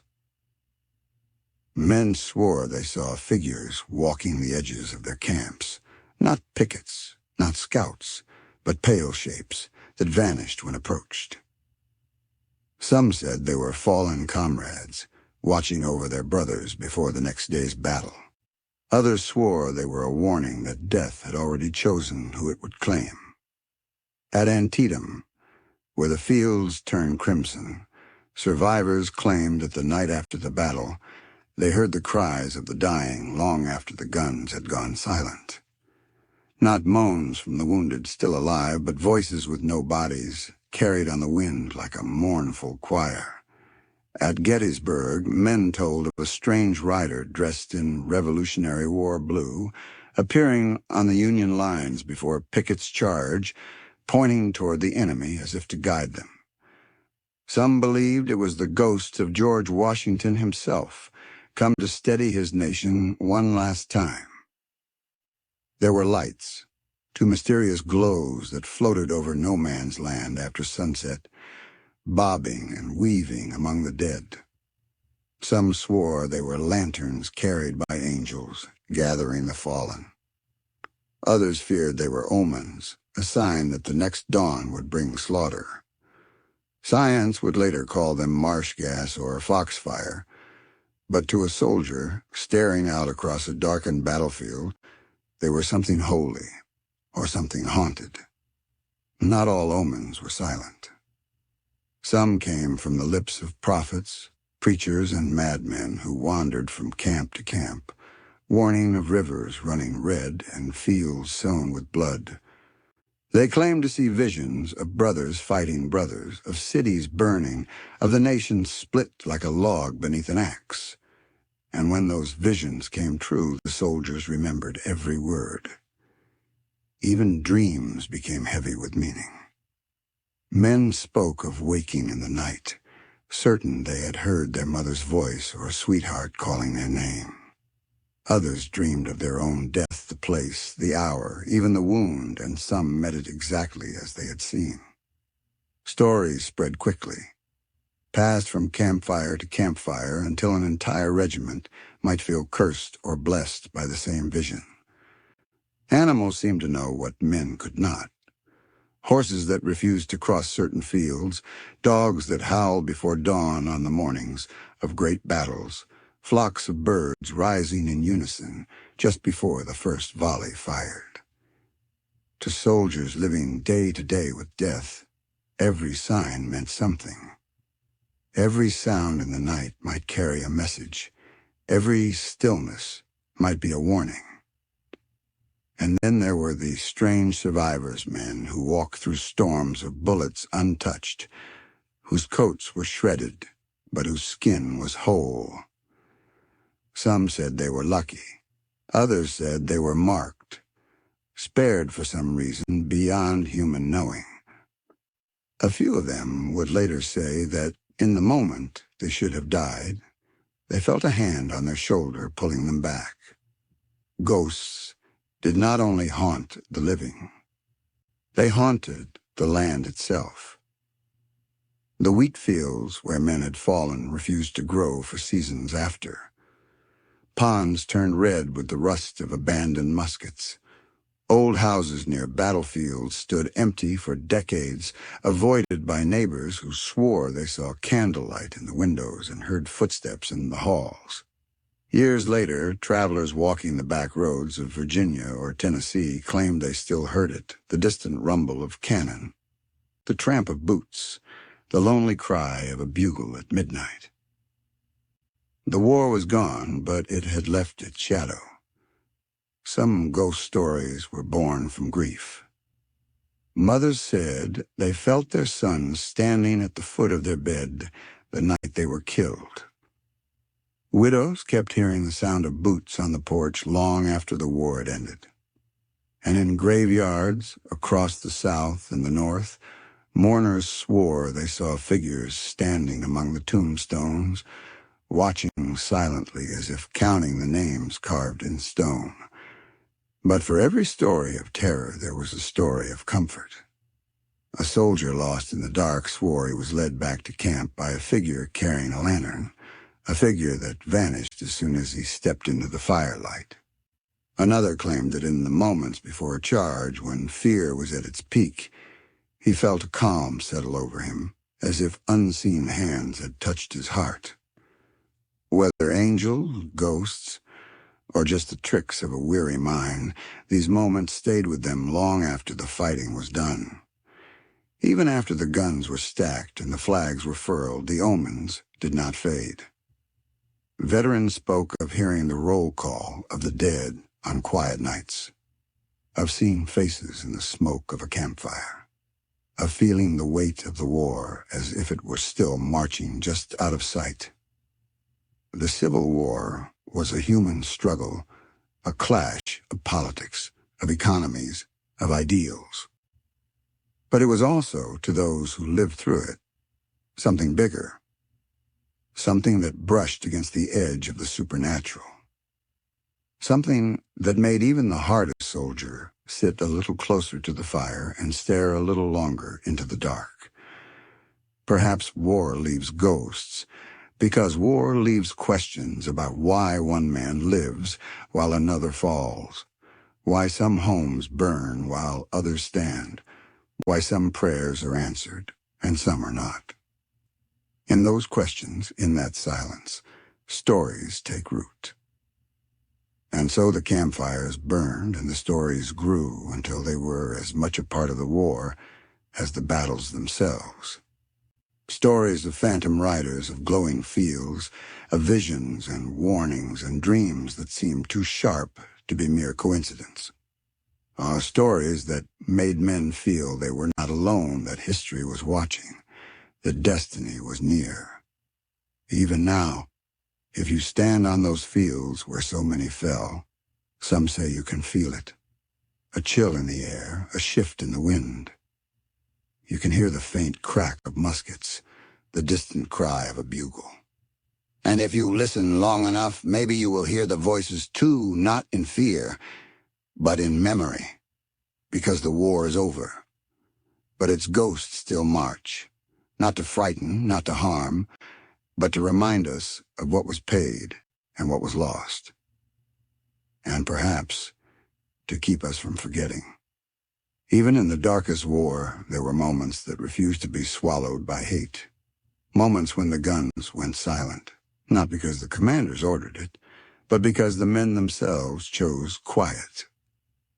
On some winter nights, when the wind cut through the lines and the frost turned the fields silver, soldiers built their fires high, not caring if the enemy could see them.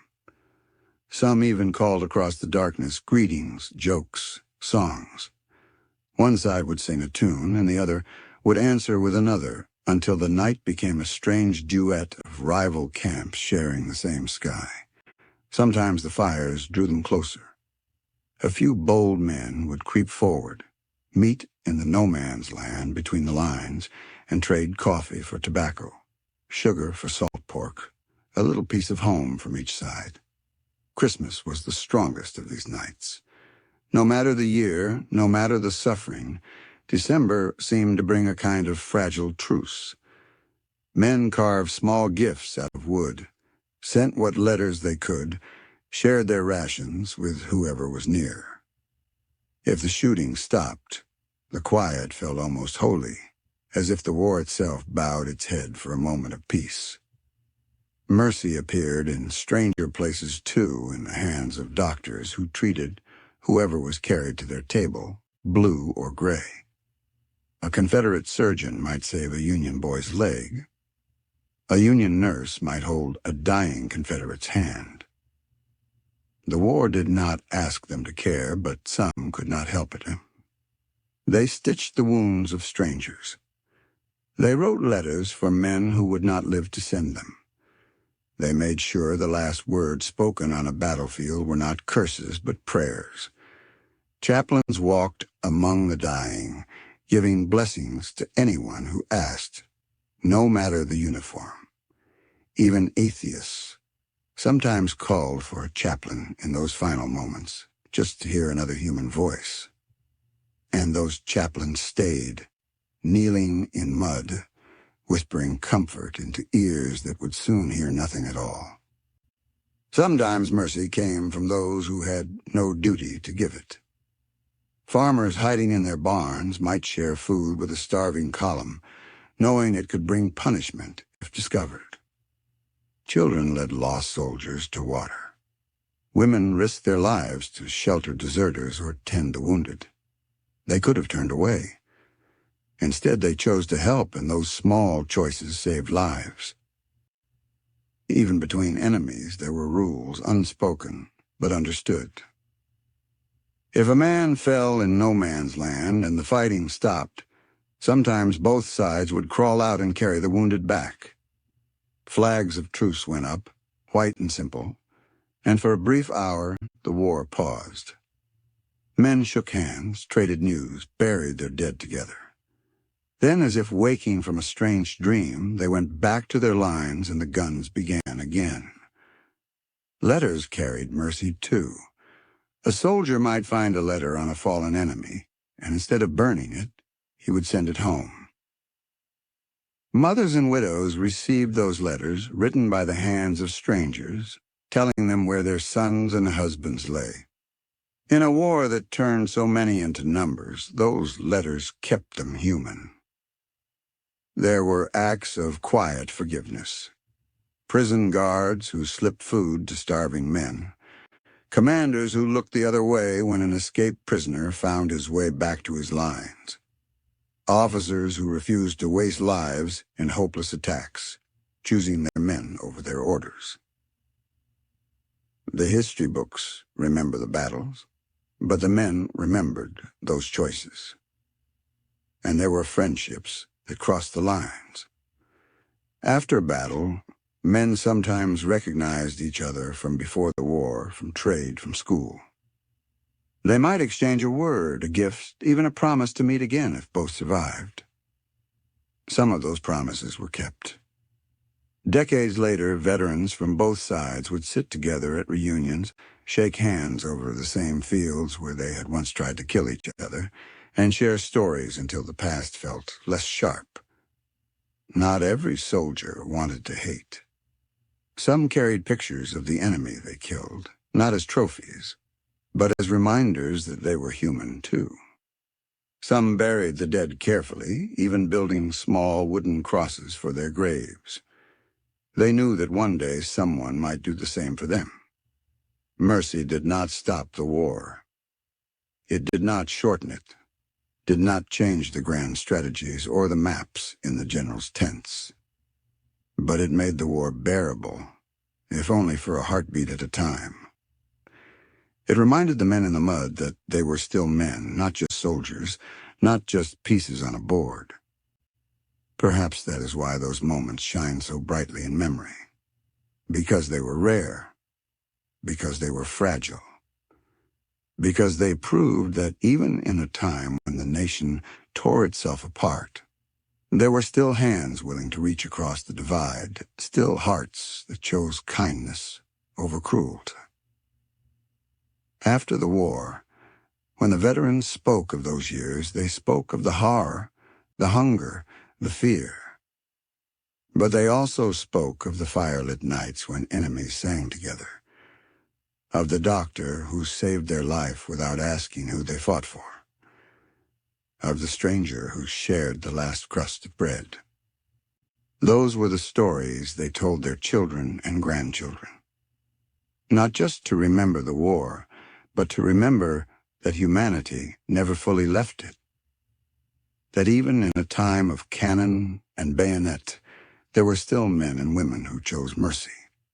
And so when we think of that cruel war, the battles, the prisons, the burning cities, we must also think of these small mercies. The hands that reached out in the dark, the voices that sang when there was nothing to sing about, the quiet acts that made the difference between despair and survival. Because they remind us that war is not only about who won and who lost. It is about who kept their soul, who carried kindness through the smoke and fire, who found a way to be human in a world trying to turn them into something less. And that, perhaps, is the truest victory of all. The war ended. The guns fell silent. But the silence was not peace. It was something heavier, stranger, the sound of a nation staring at itself in the mirror and not recognizing what it saw.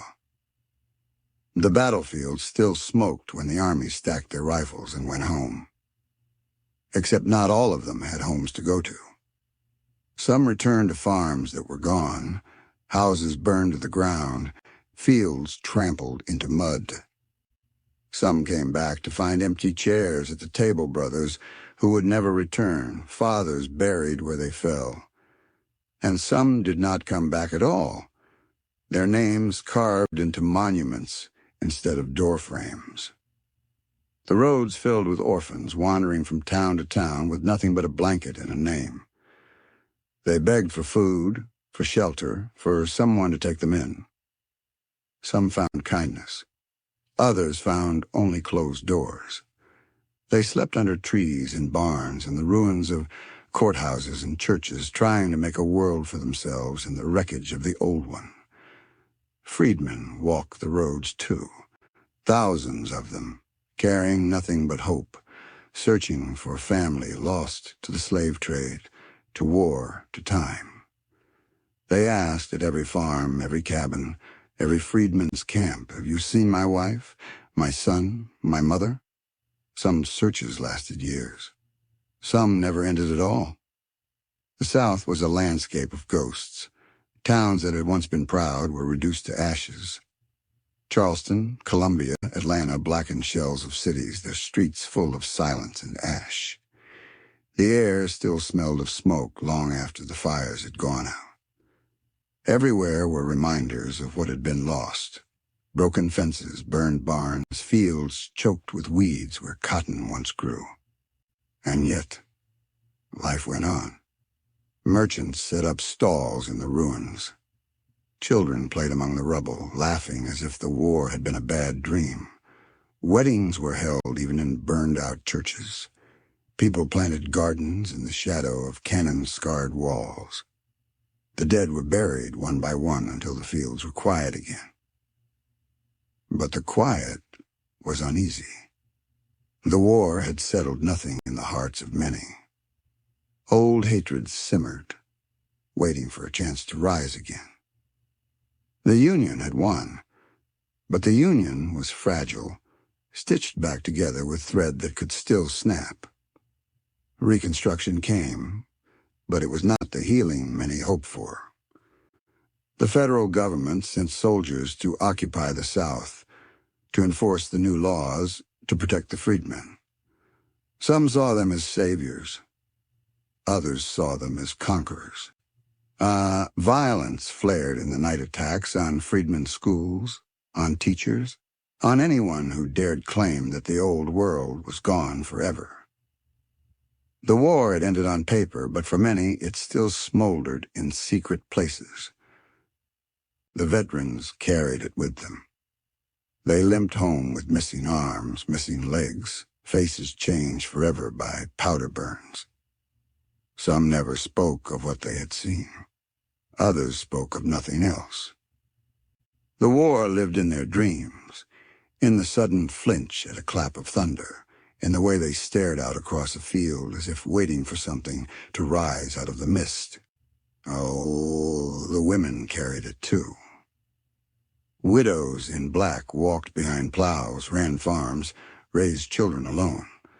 Some never remarried, keeping their husbands' memories like a shield. Some remarried out of necessity because survival demanded it.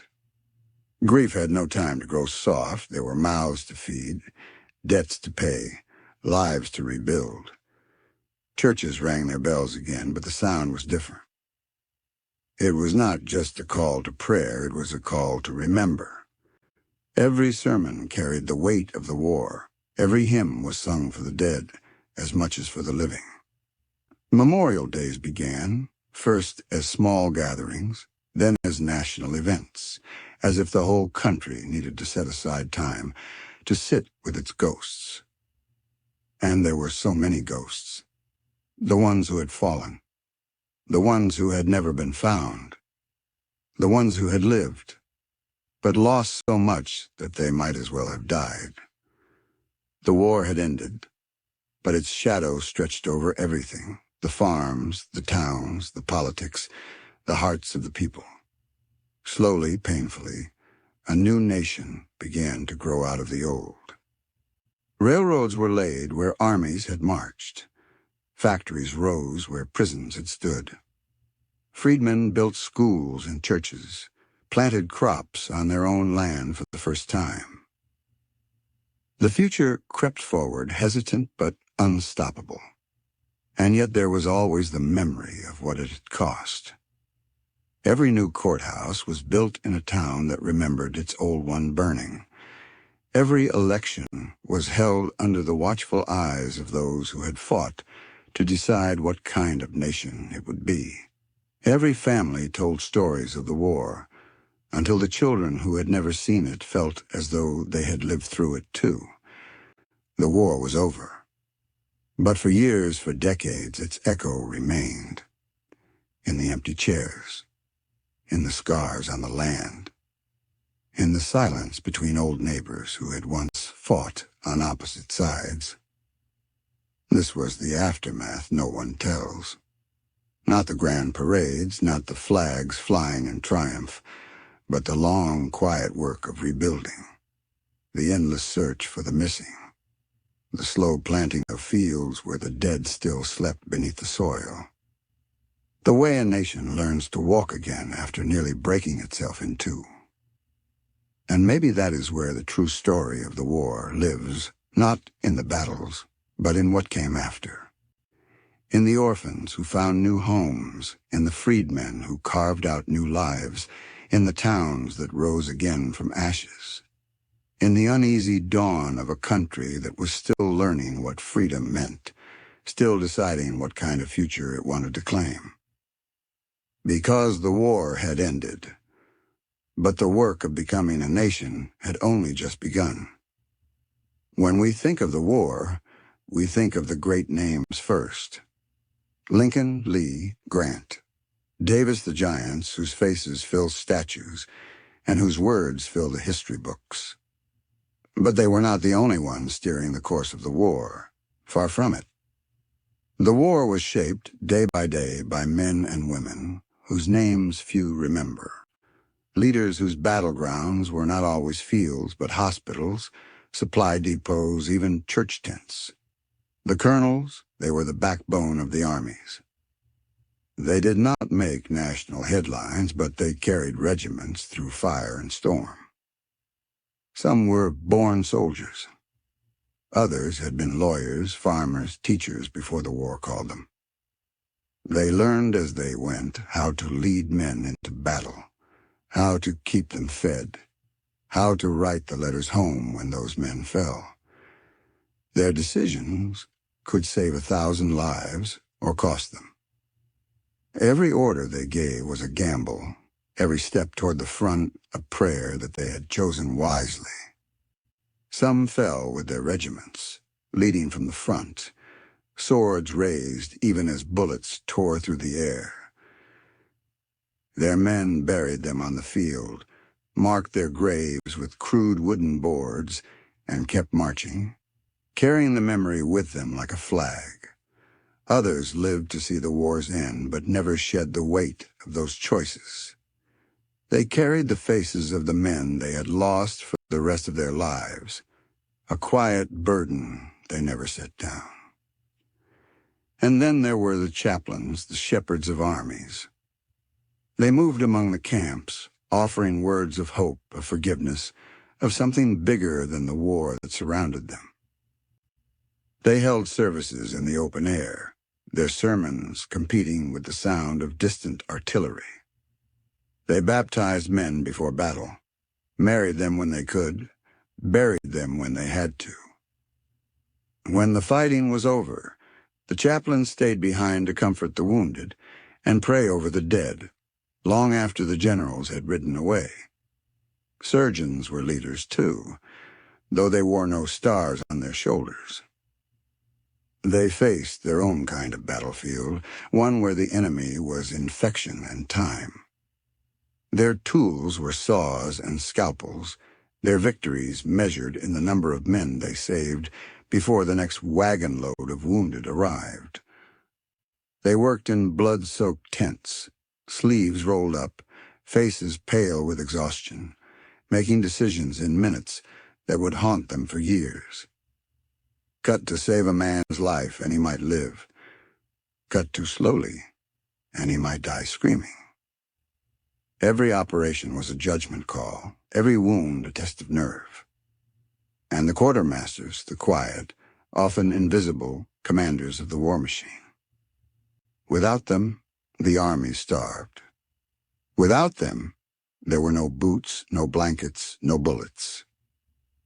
They scoured the countryside for food, bargained with merchants, fought endless battles with mud, weather, and broken roads to keep the men supplied. If a regiment went hungry, if its ammunition ran out, if it froze in the winter, the quartermaster bore the blame. They were not celebrated, but they kept the war moving forward, step by step, wagon by wagon. Not all leaders wore uniforms.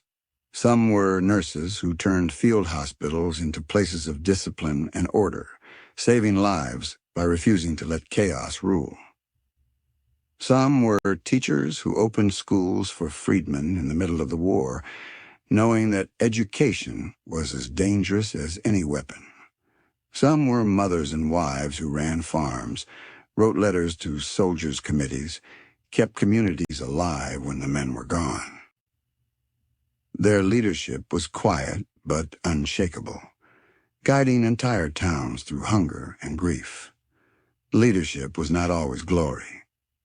It was often loneliness, standing at the edge of a decision no one else could make, knowing that men's lives hung in the balance.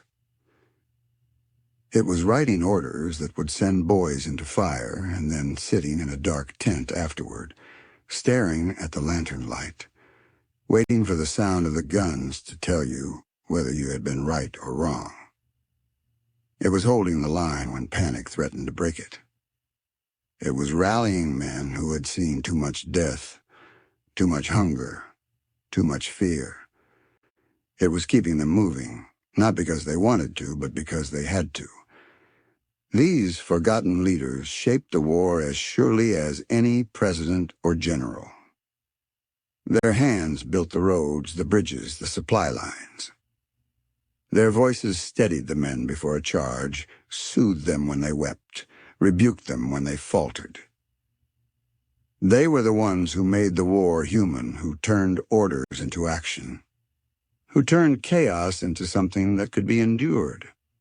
Some of them were cruel. History remembers them too, the officers who drove men too hard, who wasted lives for ambition or pride.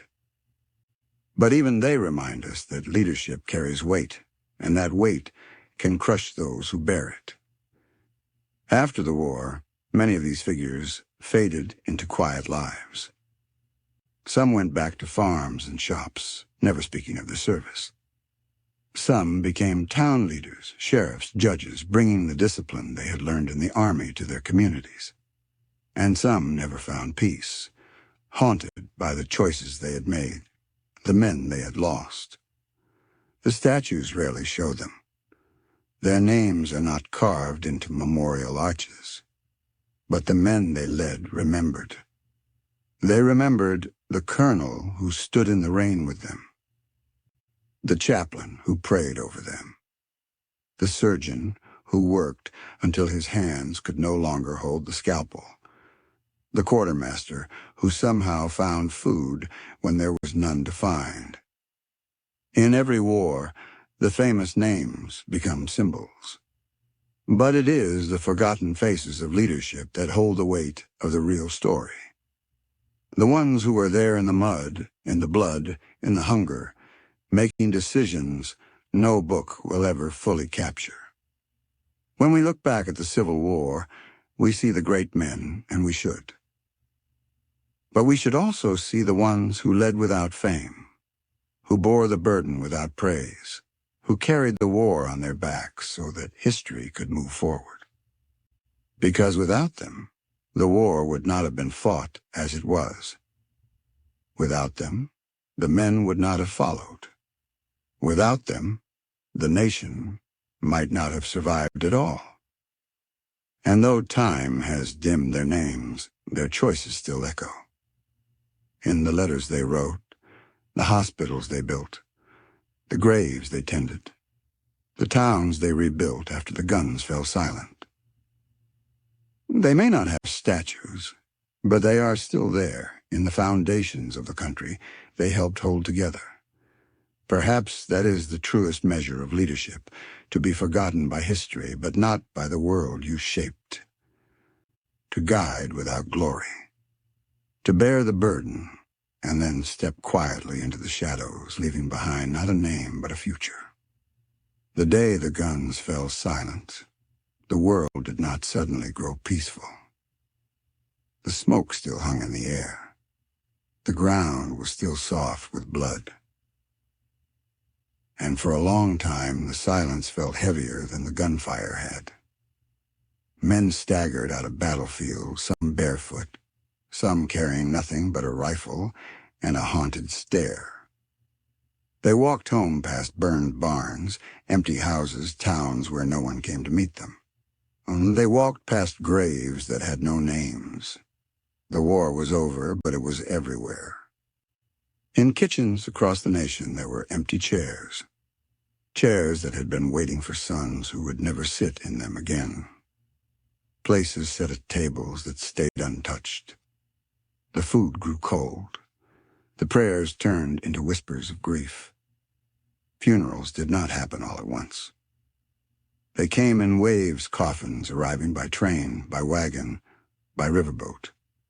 Sometimes the body never came home at all. Families held services without them, standing over a patch of earth that held no one. They read letters aloud, the last words their sons had written, and tried to believe it was enough. Mothers wept quietly in church pews. Fathers stood stiff and silent, hats in their hands. Children grew up faster, taking on work, tending fields, learning too soon that life could break without warning. The cities mourned in their own way. Black crepe hung from windows. Church bells tolled at dawn and dusk. In Washington, the crowds gathered in silence as Lincoln's funeral train wound its way back to Springfield. It was a nation's grief made visible not just for a president, but for every life lost. In the South, the mourning was sharper, more complicated. Whole towns were missing half their men. Plantations stood in ruins, their fields empty, their mansions burned or abandoned. Women in black walked through the streets, holding the hands of children who would never know their fathers. They gathered in churchyards, knelt by graves, and tried to make sense of a world turned upside down. Freedmen mourned, too, though their grief was braided with hope. They buried fathers and brothers who had fought for freedom, sometimes with no stone to mark the place. Then they turned to the living, searching for wives, children, parents sold away years before. The mourning became a journey, a quest to put families back together piece by piece, across miles of broken land. The veterans carried their grief in silence. They woke at night with the roar of cannon still in their ears. They walked with a limp, with a missing arm, with scars that showed and scars that didn't. They avoided battlefields, or they went back to them, standing in the grass where they had once fought, staring at the ground as if they could still see the smoke. And yet, in time, the nation tried to give shape to its grief. Monuments began to rise, first in small towns, then in cities. Stone soldiers stood at attention in village squares, looking down on the people they had died for. Graveyards grew into national cemeteries, rows upon rows of white markers standing like silent ranks. People came to leave flowers, to weep, to stand in the quiet and remember. Decoration Day was born a day to lay flowers on graves, to honor the dead no matter which side they had fought on. Blue and gray together under the spring sky. Widows tied black ribbons to door handles. Children were taught to recite the names of the fallen. It became ritual, a way to make sense of loss too large to carry alone. But mourning was not just public, it was private, deeply so. Widows kept locks of hair in lockets. Brothers kept blood-stained letters folded in their pockets until they wore through. Some women never married again. Some men never spoke of the war at all, choosing silence over memory. The music of the war changed, too. The drums that once called men to battle now played slow marches at funerals. The bugles that had sounded the charge now sounded taps at gravesides, a single mournful note that lingered in the air long after the last echo faded. Some mourned by rebuilding. They raised barns, plowed fields, mended fences, as if work could stitch the nation back together. Others turned to drink, to prayer, to politics. Some drifted west, chasing a fresh start on a frontier where the war's shadow could not follow. And yet the war did follow. For years afterward, its ghosts were everywhere. In the sound of crutches on wooden porches. In the sight of a man missing an arm pushing a plow with one hand. In the rows of graves that stretched farther than the eye could see. A nation in mourning is not a quiet place. Its grief seeps into songs, into laws, into the very soil. It changes how people speak, how they pray, how they see one another. The war had ended, but the mourning was only beginning. And mourning had its own battles. There were those who could not forgive, who kept their grief sharp, turned it into anger, into memory that burned like fire. There were those who sought to reconcile, to make peace with neighbors who had once been enemies. And there were those who simply turned inward, carrying their grief like a stone in the pocket, too heavy to set down, too personal to share. Over time, the nation learned to tell the story of its dead. It built museums, wrote histories, filled books with the names of battles and commanders. But even then, so many names were left out. So many graves went unmarked. So many families never knew where their sons had fallen. The war became memory, and memory became tradition. Parades marched, flags waved, speeches were made, but under it all, the grief remained. It softened, but it never vanished. It became part of the country's soul, a quiet note that still plays whenever the bugle sounds. A nation that has buried so many of its own learns a certain kind of humility. It learns that victory is never free, that every war leaves holes no peace can quite fill. It learns to honor the fallen, not just with words, but with the way it chooses to live afterward. The Civil War was a lesson written in graves, a lesson about what it costs to stay one nation, to keep a promise of freedom even when it shatters half a country. And that lesson is written still in cemeteries where the grass grows tall, in statues whose stone eyes watch over the living, in the flags that still drape coffins when the bugle plays. The guns fell silent. But the mourning never truly ended. It lingers in the air, in the ground, in the very idea of America. And perhaps that is as it should be for a nation that forgets its grief, forgets what it cost to survive.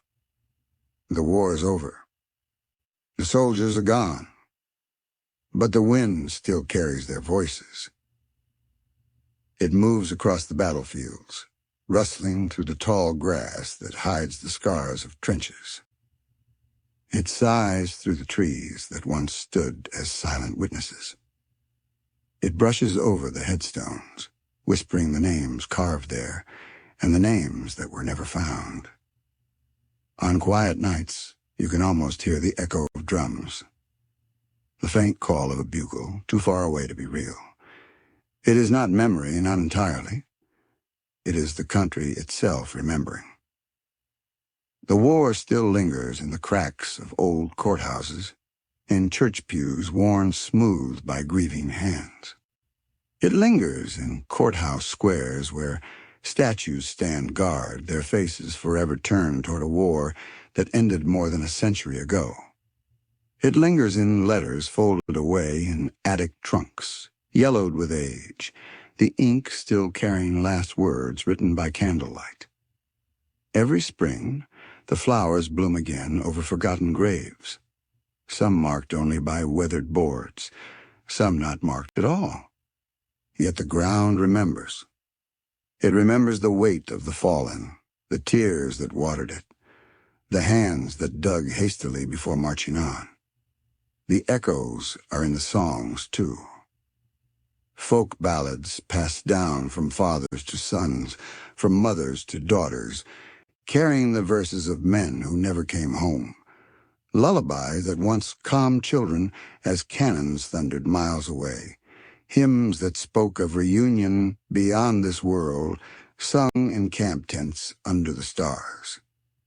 And they are in the stories told on front porches at dusk. Stories of a great-grandfather who marched with Sherman, of a great-uncle who never came back from Antietam. Stories of courage and sorrow, told and retold until they became family legends, binding generations to a past they never saw. The ghosts of a divided nation have never fully faded.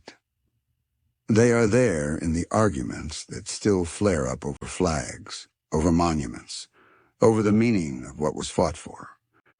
They are there in the debates about freedom and belonging that still shape the country's soul. The war ended, but the questions it asked never entirely went away. Sometimes you feel it strongest where the land is quietest. At Shiloh, where the peach orchard still blooms as it did that spring. At Gettysburg, where the stone walls still hold the memory of men who refused to break. At Vicksburg, where the river flows on, indifferent, eternal, but never quite free of the sound of guns. The past is not gone. It waits under the soil, in the brickwork, in the rivers.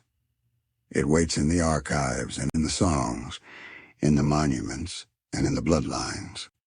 It waits in the way we speak of honor, of duty, of country. Every generation is asked to reckon with it. Every generation is asked in some way what the war meant, what it still means. Was it about union, about freedom, about the price a nation pays to stay whole? Was it about the people who were freed, the people who were lost, the people who were never found? The answers are never simple, but the echoes do not stop asking. And yet not all the echoes are grief. Some are hope. Some are the sound of a people learning to rebuild, to forgive, to move forward without forgetting. Some are the voices of soldiers who lived, who built farms, who raised children, who built a future in the shadow of what they had survived.